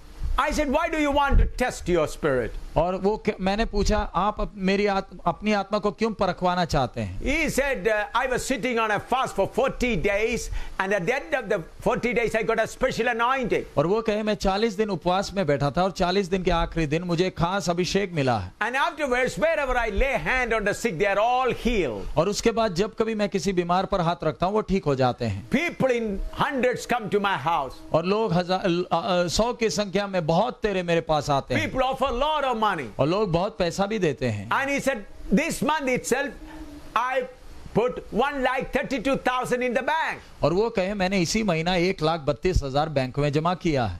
People put 10,000, 15,000, 20,000 like that. और कहे, लोग आकर 15,000, 10,000 चंदा में डालते हैं। I said, what's the problem? You carry on. मैंने कहा, दिक्कत क्या है, आप अपनी सेवा आगे बढ़ाएं। Then he said, I got a thought. These people are all coming for job and material blessing. Are they getting saved? तो उन्होंने कहा, मेरे मन में एक विचार आया, आने वाले सब चंगाई के लिए, नौकरी के लिए आते हैं, तो क्या उनके अंदर उद्धार का काम हो रहा है?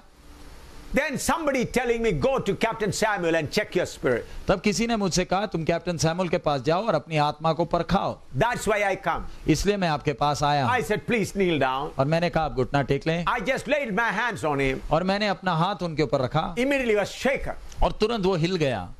Then I found out the spirit was not the right spirit. और मुझे तुरंत मालूम चला वो आत्मा सही नहीं। Then I asked him, did you do any mistake during the fasting? और तब मैंने उनसे पूछा क्या उपवास के समय में आपने कोई गलती की है? Then he said on 33rd day, two pastors came and asked me, are you drinking only water? तो उन्होंने कहा 33वें दिन उपवास का था, उस दिन 2 प्रचारक आए और उन्होंने मेरे से पूछा कि आप केवल पानी पीते हैं? He said, I said only, I told them I drink only water, but I used to take 1 glass of kanji pani, और तब मैंने कहा rice water. मैंने उनसे कहा नहीं मैं पानी ही पीता हूं, लेकिन असलियत में मैं वो पित्त पीता था, चावल का पानी। On 37th day also 2 pastors came. और 37वें दिन भी 2 प्रचारक आए And they asked me the same question, I replied the same way. उन्होंने भी वही सवाल पूछा, जवाब भी मैंने वही दिया। Then I said, he's a senior pastor. Lord, I do not know what he said. I said, go and take rest. I'll call you after some time. मेरे से इतने अनुभवी प्रभु के दास थे, मैं नहीं जाना क्या करना, मैंने उनसे कहा आप जाकर रात को आराम करें। Then I began to wait on the Lord. और मैं प्रभु के सामने इंतजार करने लगा। Then the Lord told me this drinking rice water is not the main mistake. तब प्रभु ने कहा ये चावल का पानी जो पित्त पिया है वो नहीं है गलती। He had a desire to shine. उनके अंदर एक इच्छा थी लोगों के सामने थोड़ा दिखावा करना, Shine. चमकना। Then at 4 o'clock I called him in the morning. और सुबह 4 बजे मैंने उन्हें बुलवाया। And I said, what was the desire in your heart for taking fasting? तब मैंने उनसे पूछा उपवास के लेने के पीछे आपकी इच्छा क्या थी? Then he said, I wanted to shine. तब उन्होंने कहा मैं थोड़ा चमकना चाहता था लोगों के सामने। I want my ministry to be appreciated by people. और मैं चाहता था लोग मेरी सेवकाई को जाने, उसकी प्रशंसा करें। That's why I started fasting. इसलिए मैंने उपवास शुरू किया। Then I said, because of your desire, the anointer came and anointed you. इसलिए मैंने उनसे कहा आपके अंदर ये इच्छा होने के कारण अभिषेक करने वाला आया और आपको अभिषेक कर गया। And I commanded that spirit to reveal. और मैंने उस समय उस शक्ति को प्रकट होने को कहा। And that spirit revealed. और उस शक्ति अपने आप को प्रकट किया। Very violent force. बड़ा शक्तिशाली ताकत था। Then he started claiming how many peoples in India are anointed by me. तब वो शक्ति कहने लगी मैंने भारत में कितनों को अभिषेक किया है। How many?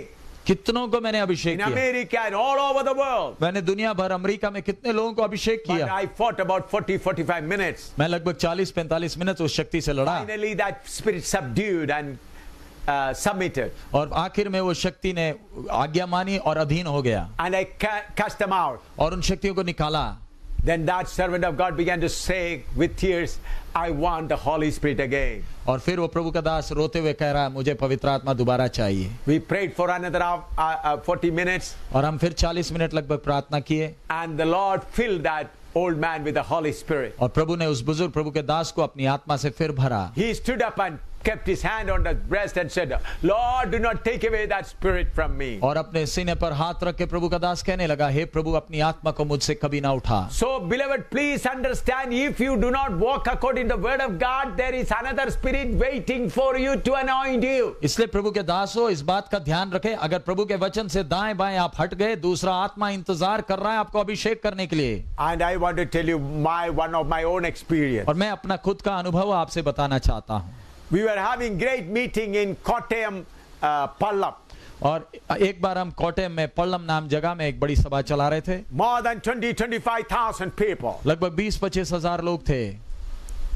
I used to preach in English and another man used to translate into Malayalam. मैं अंग्रेजी में प्रचार करता था दूसरा भाई मलयालम में अनुवाद करता There था। was a choir to sing songs for us. और एक क्वायर थी जो गाना गाती थी सभाओं में। On the third night, every time before preaching, I make the people to stand up and then they will sing the chorus of Hallelujah. और हर रात को प्रचार करने के पहले मैं भीड़ को खड़ा करता था सभा को खड़ा करता था और हालेलुया का कोरस गाते थे।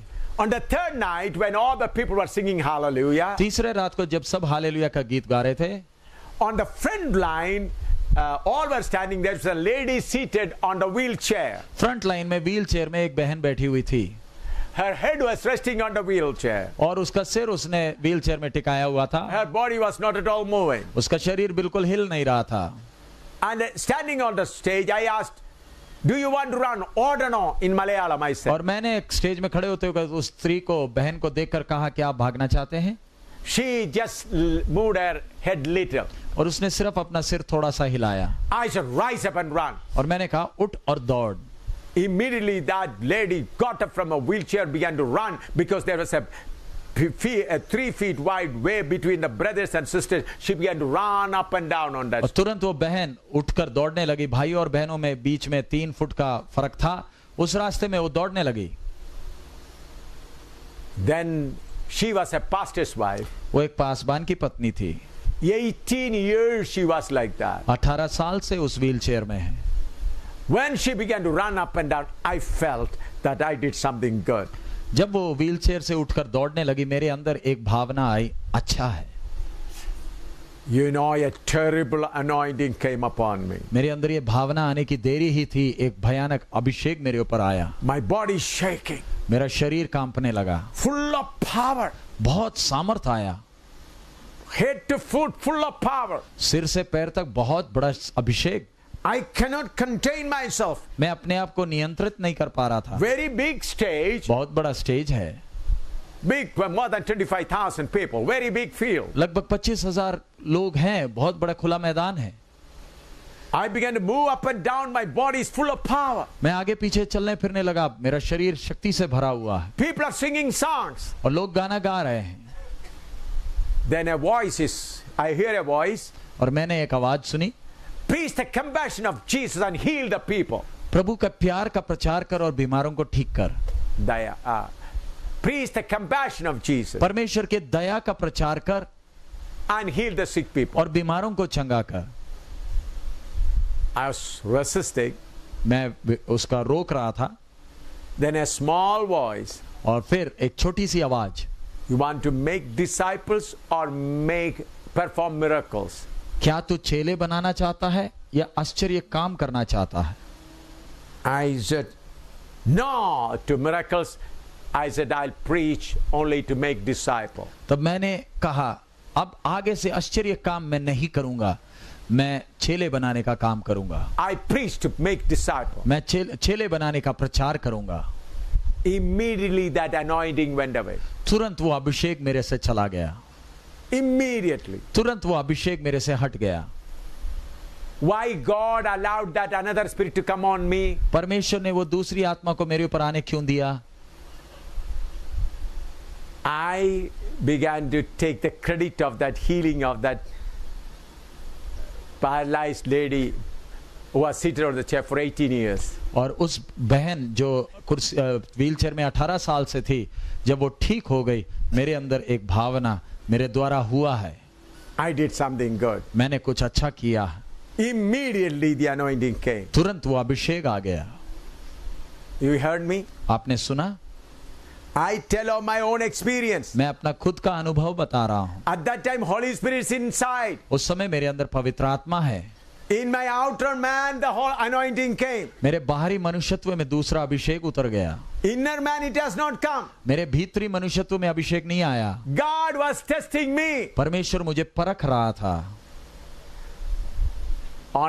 In 5 places dead people raised to life again. मैं सेवकाई में 5 जगहों में मरे हुए जिंदे हुए हैं। Hundreds of blind people began to see. आज सैकड़ों की तादाद में अंधे देखने लगे हैं। Deaf people began to hear. बहरे सुनने लगे। How many times lame people started jumping and walking? कितने बार लंगड़े लूले उठकर कूदने लगे। On all those times tears used to come down from my eyes. और इन सब अवसरों पर मेरे आंखों में आंसू आता था। Lord, through my unworthy you did this. प्रभु मुझ अयोग्य से तूने इतना सब कुछ किया। But to this incident, लेकिन इस घटना के बाद, when this incident happened, जब ये घटना मेरे सामने हुआ, I took credit. मैंने अपने आप में खुश हो गया। I did something. मैंने कुछ किया है। You understood? आपको समझ में आया? Who came forward? आगे कौन आ गया? Khudi, the self of A.M. Samuel came forward. A.M. Samuel का खुद ही आगे आ गया। Immediately anointing came. तुरंत एक अभिषेक आ गया। I thank God for delivering me from that power. मैं प्रभु का धन्यवाद देता हूँ, उस शक्ति के प्रभाव से मुझे छुड़ाया। If I would not have been delivered, then I would have been preaching in all over the world and jumping in a plane. और मैं अगर उस रात को छुटकारा नहीं पाता तो इस समय दुनिया भर हवाई जहाज में घूम रहा होता और बड़ी सभाएं चला रहा होता। So these days many preachers are under the influence of this spirit. इन दिनों में प्यारे अजीजों बहुत सारे प्रचारक इस शक्तियों के वश में हैं। So in conclusion, I want to tell you, समाप्ति में मैं आपसे कहना चाहता हूँ, if you are a true follower of Christ, यदि आप मसीह के सही अनुयायी हैं, you should crucify the flesh. आपको अपनी शारीरिकता को क्रूस पर चढ़ाना है, You have to walk the thorny path. आपको कांटे भरे पथ पर चलना You है, have to carry your heavy cross. आपको आपका भारी क्रूस उठाकर चलना है, Then only you will reach your destination. तभी आप अपने निश्चित स्थान, गंतव्य स्थान में पहुंचेंगे। That's why in Colossians we read, इसलिए हम कोलोसी में पढ़ते हैं, when we are seated in heavenly places, जब हम स्वर्गीय स्थानों में बिठाए गए हैं, seek only heavenly things. स्वर्गीय बातों की खोज में रहें, Do not seek after the earthly in things. संसारिक बातों की खोज में ना रहें। And I'll tell you how our Father will provide all our earthly things. और मैं बाद में कहूंगा कि हमारा परमेश्वर कैसे सब बातों का इंतजाम करता है। So prosperity preaching is from the devil. इसलिए आशीष का प्रचार शैतान की ओर से है। I told only one incident. There are other incidents of the pastors who came to me and were delivered. और ये मैंने एक ही घटना बताई, ऐसे कितने घटनाएं जब प्रभु के दास मेरे पास आए और छुटकारा पाए। Different servants of God. अलग अलग प्रभु के दास, They were anointed by a wicked spirit. उनको दुष्ट आत्माओं ने अभिषेक दिया था। So beloved, I tell you in the name of Jesus Christ, you should understand the scripture very well. इसलिए प्यारे अजीजों, मैं आपसे विनती करता हूं, परमेश्वर के वचन को अच्छी तरह समझें। According to our high calling, हमारे ऊंचे बुलाहट के अनुसार all the material things of the world is garbage. इस संसार की सारी सांसारिक आशीषें कूड़ा करकट है, There's no value. इनकी कोई कीमत नहीं। Riches and money and material things are garbage. इस संसार का धन, दौलत, महिमा सब कूड़ा करकट है। That's why Paul says, I count them all but dung and garbage. इसलिए पौलुस कहता है, मैं इन सबको कूड़ा समझता हूं। Heavenly blessing God has promised for us. परमेश्वर ने स्वर्गीय आशीषें हमारे लिए रखी हैं, वायदे किए हैं, And we get prosperity. और हमें आशीष मिलती है। I'll tell you what is that prosperity. और वो आशीष कौन सी है? Romans 5:17. रोमी 5:17। Romans 5:17. रोमियों की पत्री 5वां अध्याय 17वां For वचन। if by one man's offense death reigned by one, much more they which receive abundance of grace under the gift of righteousness shall reign in life by one Jesus Christ. क्योंकि जब एक मनुष्य के अपराध के कारण मृत्यु ने उस एक ही के द्वारा राज्य किया, तो जो लोग अनुग्रह और धर्म रूपी वरदान बहुतायत से पाते हैं, वे एक मनुष्य के अर्थात यीशु मसीह के द्वारा अवश्य ही अनंत जीवन के राज्य करेंगे। Friends, what is real prosperity? प्यारे अजीजों, असली आशीष क्या है? Getting abundance of grace. Uh- Abundance of grace. आप अनुग्रह के अनुग्रह का बहुतायत पाते हैं। Abundance of grace. आप अनुग्रह की बहुतायत पाते हैं। Hallelujah. Hallelujah. When we are walking through the thorny path, जब हम कष्ट कांटों भरे पथ में चलते हैं, why it doesn't affect us? वो हमें असर क्यों नहीं करता है? We are wearing grace shoe. हमने अनुग्रह का जूता पहना है। You understood? आपको समझ में आया?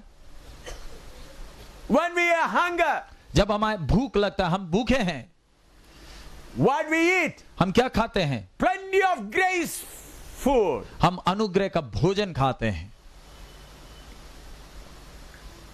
When we have no clothes, जब हमारे पास पहनने के लिए कपड़े नहीं, what we wear? हम क्या पहनते हैं? Grace. अनुग्रह को पहनते हैं। Grace we get plenty. हमें अनुग्रह बहुतायत में मिलता है, So we are happy always. इसलिए हम सदा खुश रहते हैं। When people raise allegation against us, जब लोग हमारे विरोध आरोप करते हैं, grace coat.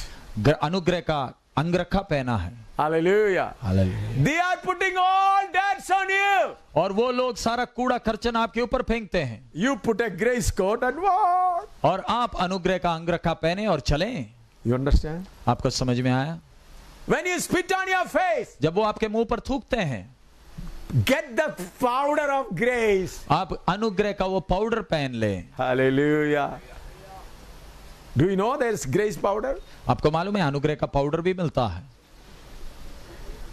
I tell all the gloomy faces, get the grace powder. ये दुखी लंबे मुंह वालों से मैं कहता हूँ, अनुग्रह का पाउडर लगा लो।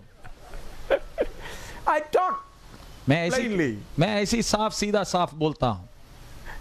Long faces get the grace powder from the Calvary shop. और लंबा मुंह लेकर जो चलता है, कलवरी की दुकान से अनुग्रह का पाउडर खरीद लें। Hallelujah. Hallelujah. Hallelujah. Hallelujah. When sickness comes, grace covering. जब बीमारी आती है अनुग्रह हमें ढांप लेता है, Grace injection. अनुग्रह का इंजेक्शन है। You know that? क्या आपको मालूम है? Hallelujah.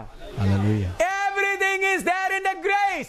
सब कुछ अनुग्रह का बहुतायत के कारण सब कुछ मिलता है, Therefore we rejoice. इसलिए हम आनंदित रहते हैं। We get plenty of grace. हमें अनुग्रह बहुतायत में मिलता है, That is real prosperity. ये असली आशीष का। We rule every situation. हम हर परिस्थिति पर राज्य करते हैं। Hallelujah. Hallelujah. That is the children of God. वो परमेश्वर के जन का खूबी है। Even the things are thrown in the outside in the garden place, then also rejoice at Chandrapal. और जब बाहर हमारे गार्डन में घर के बाहर कूड़ा फेंका जाता है तब, All the household things are thrown out. अगर हमारे घर का सारा सामान बाहर फेंका जाता है तब भी आनंदित हैं। Our Chandrapal went through once. I do not know how many times you are going to go again. भाई चंद, हमारे प्रभु के दास चंद्रपाल को एक अनुभव मिला, कोई गारंटी नहीं आगे और कितने मिलेंगे। Recently he was about to go, but I was praying, Lord, it's hard. पिछले दिनों में ही ऐसा अनुभव आने वाला था, लेकिन प्रभु ने, I pray to God, it's very hard for him. मैंने प्रभु से कहा प्रभु बहुत मुश्किल है। Hallelujah. Hallelujah. We are the people who are called to cover the overcoat of grace. हम ऐसे लोग हैं जिनको अनुग्रह का वो अंगरखा मिला है जिसे हमें पहनना है। You know overcoat of grace? क्या आपको अनुग्रह का वो अंगरखा मालूम है? Overcoat. वो आपके कपड़े के ऊपर आप पहन सकते हैं, From head to foot. सिर से लेकर पैर तक, And you will walk in that overcoat. और उसी चोगे में आप चलते हैं। Cold will have no effect. ठंड का कोई असर नहीं। Hallelujah. Where it is available? कहाँ मिलेगा? Calvary shop. कलवरी की दुकान में। Where it is available? कहाँ पर उपलब्ध है? Calvary shop. कलवरी की दुकान में। Whenever you know it. आप कभी भी जाकर ले सकते हैं, Every time. कभी भी जाकर ले सकते हैं। That's why Paul says, इसलिए पौलुस कहता है rejoice always. सदा आनंदित रहें।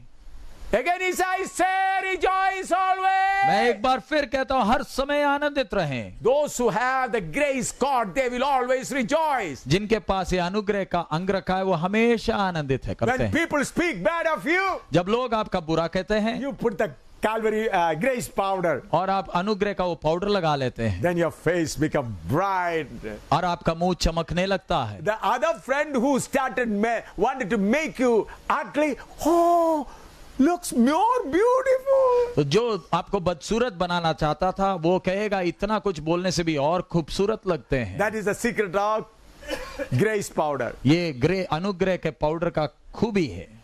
Hallelujah. You may think, what pastor is preaching? आप कहेंगे पास्टर आज क्या प्रचार कर रहे हैं? My dear friend, grace is everything. प्रभु प्यारे अजीजों, अनुग्रह सब कुछ है। Grace is the oil. अनुग्रह का तेल, Grace is the face powder. हमारा मुंह का पाउडर भी Or अनुग्रह है, cream. या क्रीम भी अनुग्रह है। Hallelujah. You will shine. आप चमकेंगे, Instead of crying, you will be smiling. दुखी रहने और आंसू बहाने के जगह में आप मुस्कुराते रहेंगे। When Satan said want to make you sorrowful, you get quickly that grace powder and grace cream. जब शैतान आपको दुखी करना चाहता है जल्दी से वो अनुग्रह का पाउडर या क्रीम लगा ले। Hallelujah. Hallelujah. We'll reign in life. हम जीवन में राज्य करते हैं। Prime Minister Manmohan Singh has no hope of reigning in life. प्रधानमंत्री मनमोहन सिंह को जीवन में राज्य करने का कोई आशा नहीं। President Obama has no. America का राष्ट्रपति ओबामा को भी ऐसा कोई आशा नहीं। But you and I always reign in life. लेकिन आप और मैं जीवन में सदैव राज्य करते हैं। Not once. एक बार नहीं, Always. सदा राज्य करते हैं। Morning, afternoon, evening, night, midnight, again morning. सुबह, दोपहर, शाम, आधी रात, सुबह, फिर दोबारा, दिन भर। Hallelujah. Hallelujah. What these prosperity preachers get? ये शारीरिक आशीष प्रचार करने वालों को क्या मिलता है? Oh, the garbage. सारा कूड़ा करकट इकट्ठा करते I हैं। call these prosperity preachers as street sweepers. और मैं- कर्मचारी. और मैं इन लोग को जो ये शारीरिक आशीषों का प्रचार करते हैं उनको मैं कूड़ा इकट्ठा करने वाले सफाई कर्मचारी बोलता हूं। I tell about them, the prosperity preachers are sweepers. They are the garbage collectors. और ये जो आशीष का प्रचार करते हैं ये झाड़ू मारने वालों, ये कूड़ा इकट्ठा करने वाले हैं। Hallelujah. They will take a wheelbarrow and keep all the garbage and walk. वो अपने सामने रेड़ी लेकर उसमें सारा कूड़ा डालकर चलते हैं। What are all that garbage? और उनके रेड़ी के अंदर क्या है? Material things. संसारिक बातें। Hallelujah. Hallelujah. They will be carrying that garbage with sweating tears. कूड़ा का रेड़ी लेकर जाते हैं, पसीने बहाते हैं। But how we go? लेकिन हम कैसे चलते हैं? Hallelujah. Singing and smiling, singing and smiling. We go. गाना गाते हुए, मुस्कुराते हुए, आनंद के साथ हम आगे जाते हैं। That is Christian life. वो है मसीह जिंदगी। Enjoying the kingdom of God always. परमेश्वर के राज्य का आनंद हमेशा अनुभव करते हैं। Enjoying the kingdom of God always. परमेश्वर के राज्य का आनंद हमेशा अनुभव करते हैं। If any of our brothers and sisters are safai sarmacharis, don't get offended. अगर आप में से कोई भाई सफाई कर्मचारी का काम करता है, कृपया दुखी ना हो। I am ready to wash your feet. मैं आपका पैर धोने के लिए तैयार हूँ। I love to do that. मैं वो करने के लिए तैयार हूँ। You are my beloved brother. You are my beloved sister. आप मेरे प्यारे भाई और बहन हैं। It's a job. वो एक काम है। I love to eat with you. मैं आपके साथ खाना खाना चाहता हूँ। You are also wearing the grace coat. आप भी अनुग्रह का अंगरखा पहने हैं। This is a physical job. ये एक शारीरिक काम है। So don't worry about it. सो इसलिए आप उसकी चिंता ना करें। But look at these garbage collectors. लेकिन ये आत्मिक कूड़ा इकट्ठे करने वालों को देखें। Hallelujah. Hallelujah. What do you want to be? आपको क्या करना है? Do you want to be a pilgrim? क्या आप परदेशी होना चाहते हैं Or do you want to be a garbage collector? या आप कूड़ा इकट्ठा करने वाला बनना चाहते हैं? Choose yourself. आपने चुनना है। You want to be a garbage collector or a pilgrim walking on the highway of God? क्या आप कूड़ा इकट्ठा करने वाला बनना चाहते हैं या परमेश्वर के राज्य मार्ग में चलने वाला बनना चाहते हैं? We are going to sing Sion Ka Yatri. We are going to sing that song. हम सियोन का यात्री हूं, वो गाना हम गाने जा रहे हैं। But make up your mind. लेकिन उससे पहले अपना मन बना लें। Make up your mind. अपना मन बना लें। Hallelujah. Make up your mind. अपना मन बना लें। What do you want? आपको क्या चाहिए? You want to seek heavenly things or earthly things? आपको स्वर्गीय बातें चाहिए या संसारिक बातें चाहिए? You want to rule every situation or become a garbage collector? आपको हर परिस्थिति पर राज्य करना है या कूड़ा इकट्ठा करना? Hallelujah. Hallelujah. Hallelujah. Hallelujah. You want to be a garbage collector or a pilgrim? क्या आप कूड़ा इकट्ठा करने वाला बनना चाहते हैं या परदेशी बनना चाहते हैं? Look at the preachers, these prosperity preachers. ये आशीष का प्रचार करने वालों को देखें। God, give me some more garbage. प्रभु मुझे थोड़ा और कूड़ा दे। Give me some more garbage. प्रभु मुझे और कूड़ा दे। Hallelujah. Hallelujah. Hallelujah. Hallelujah. 95% of the preachers are garbage collectors. 95% प्रचारक कूड़ा इकट्ठे करने वाले हैं। Few only walk on the narrow path. केवल कुछ गिने चुने सकरे मार्ग में चलते हैं। How they go? वो कैसे जाते हैं? Jumping and dancing. गाते नाचते हुए जाते हैं। These garbage collectors, how they go? ये कूड़ा इकट्ठा करने वाले कैसे जाते हैं? Oh, sweating all over. What? पसीना बहाते चलते हैं। But still look at the garbage and be happy. बस कूड़े के ऊपर उनकी नजर है और उसी में खुश होते हैं। All the rats and cats and pigs are inside. और उसके अंदर चूहे, कुत्ते, सुअर सब उसमें। Hallelujah. All the rats, cats, dogs and pigs inside. कूड़े के साथ साथ कुत्ते, चूहे, सुअर सब। Hallelujah. हालेलुया।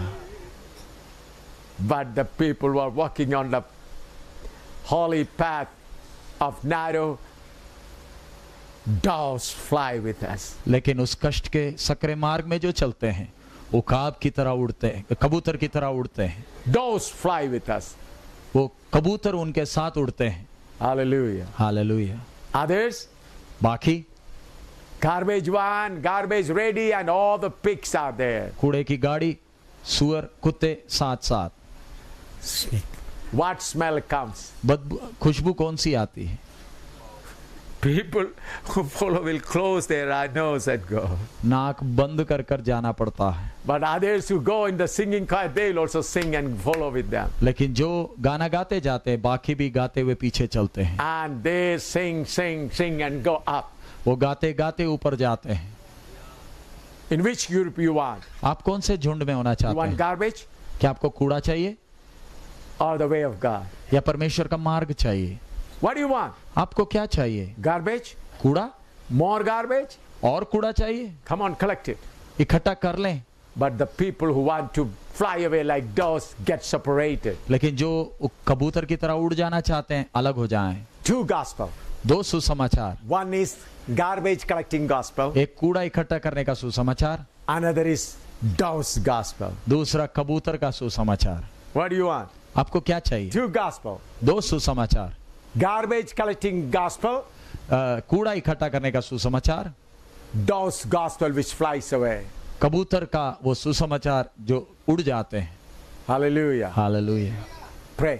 प्रार्थना करें, Choose yourself. अपने आप निर्णय करें, Choose yourself. अपने आप निर्णय करें। What do you want? आपको क्या चाहिए? What do you want? आपको क्या चाहिए? Garbage? कूड़ा चाहिए?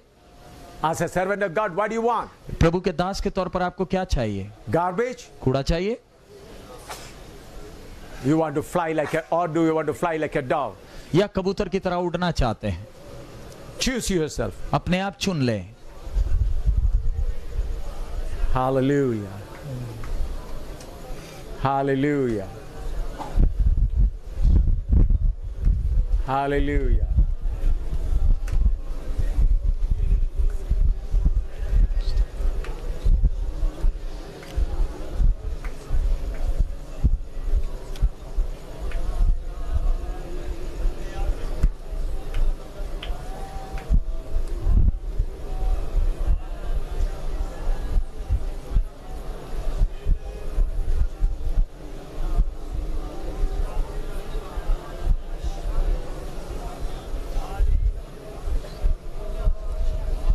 One 175. 175 नंबर गीत हम गाएं।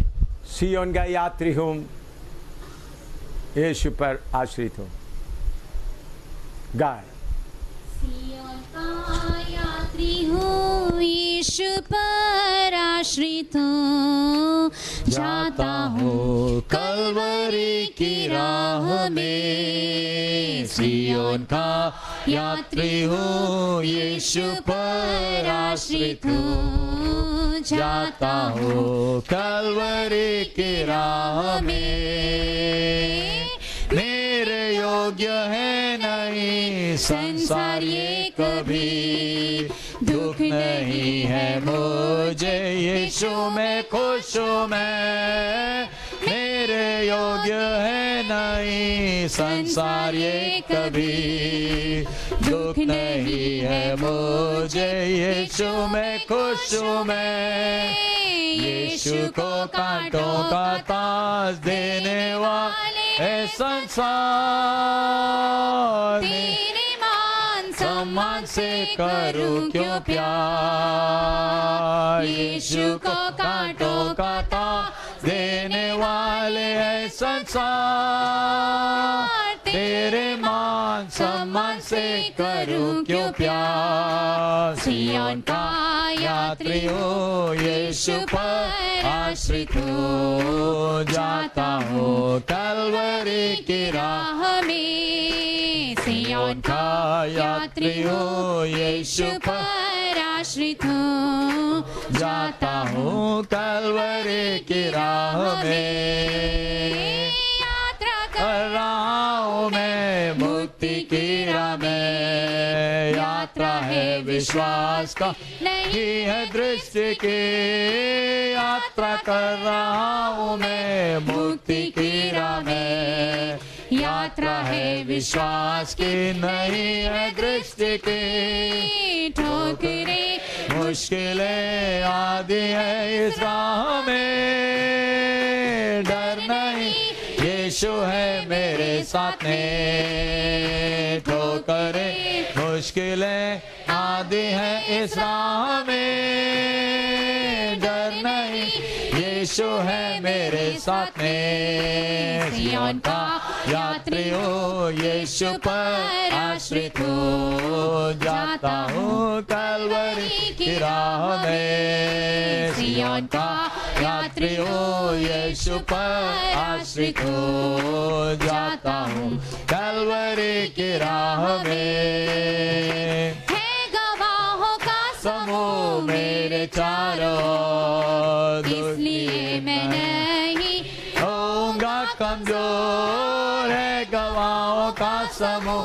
मेरे चारों ओर, इसलिए मैं नहीं होऊंगा कमजोर। मोह से पाप से नाता अपना तोड़ कर, आगे बढ़ता यीशु को मैं ताक कर। मोह से पाप से नाता अपना तोड़ कर, आगे बढ़ता यीशु को मैं ताक कर। सिय्योन का यात्री हो, यीशु पर आश्रित हो, जाता हूँ कलवरी की राह में। सिय्योन का यात्री हो, यीशु पर आश्रित हो, जाता हूँ कलवरी की राह में। मेरे योग्य है नहीं संसारे कभी, दुख नहीं है मुझे, यीशु में खुश हूँ मैं। मेरे योग्य है नहीं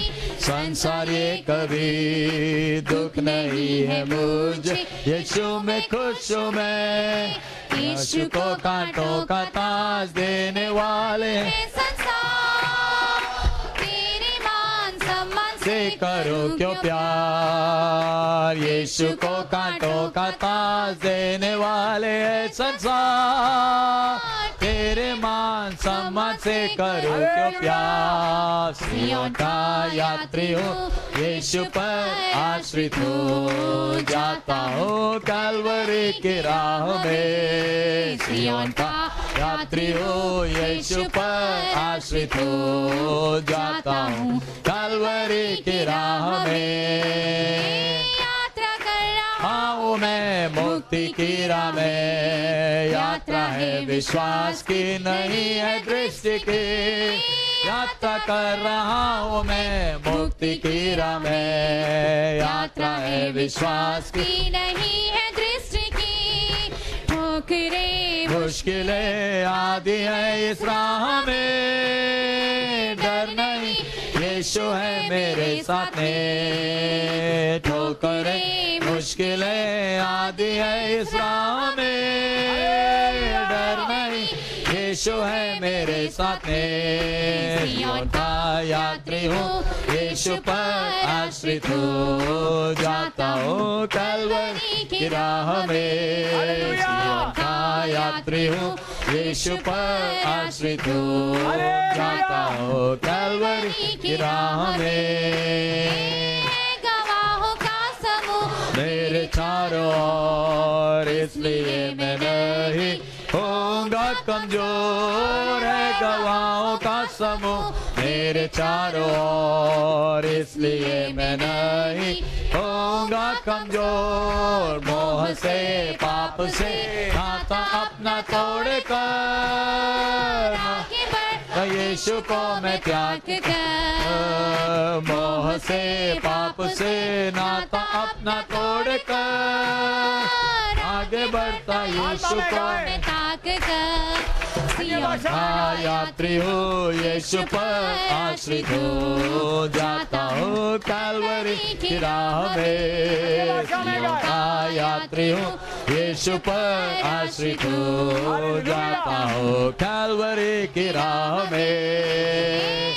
गवाहों का समूह मेरे चारों ओर, इसलिए मैं नहीं होऊंगा कमजोर। है गवाहों का समूह मेरे चारों ओर, इसलिए मैं नहीं होगा कमजोर, मोह से पाप से नाता अपना तोड़ कर आगे बढ़ता यीशु को मैं ताक कर, मोह से पाप से नाता अपना तोड़ कर आगे बढ़ता यीशु को मैं ताक कर। हालेलुया। का यात्री हूँ, यीशु पर आश्रित हो जाता हूँ कलवरी की राह में। का यात्री हूँ, यीशु पर आश्रित हो जाता हूँ कलवरी की राह में।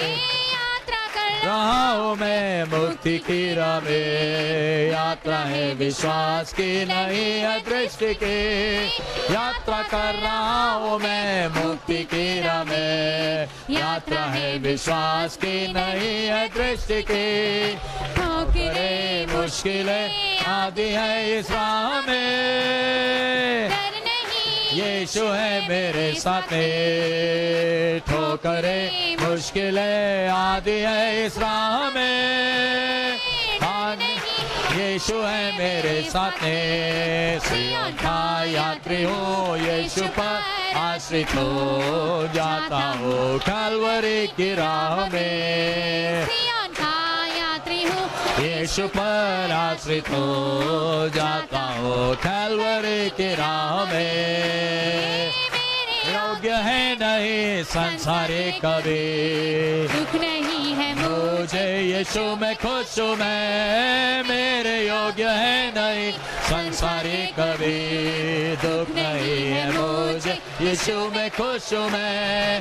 यीशु को कांटों का ताज देने वाले है संसार, तेरे मान सम्मान से करूँ को प्यार। यीशु को कांटों का ताज देने वाले हैं संसार, तेरे मान सम्मान से करूँ क्यों प्यार। सियोन का यात्री हूँ, यीशु पर आश्रित हो जाता हूँ कलवरी की राह में। सिय्योन का यात्री हो, यीशु पर आश्रित हो जाता हूँ कलवरी की राह में। सियोन का यात्री हो, यीशु पर आश्रित हो जाता हूँ कलवरी की राह में।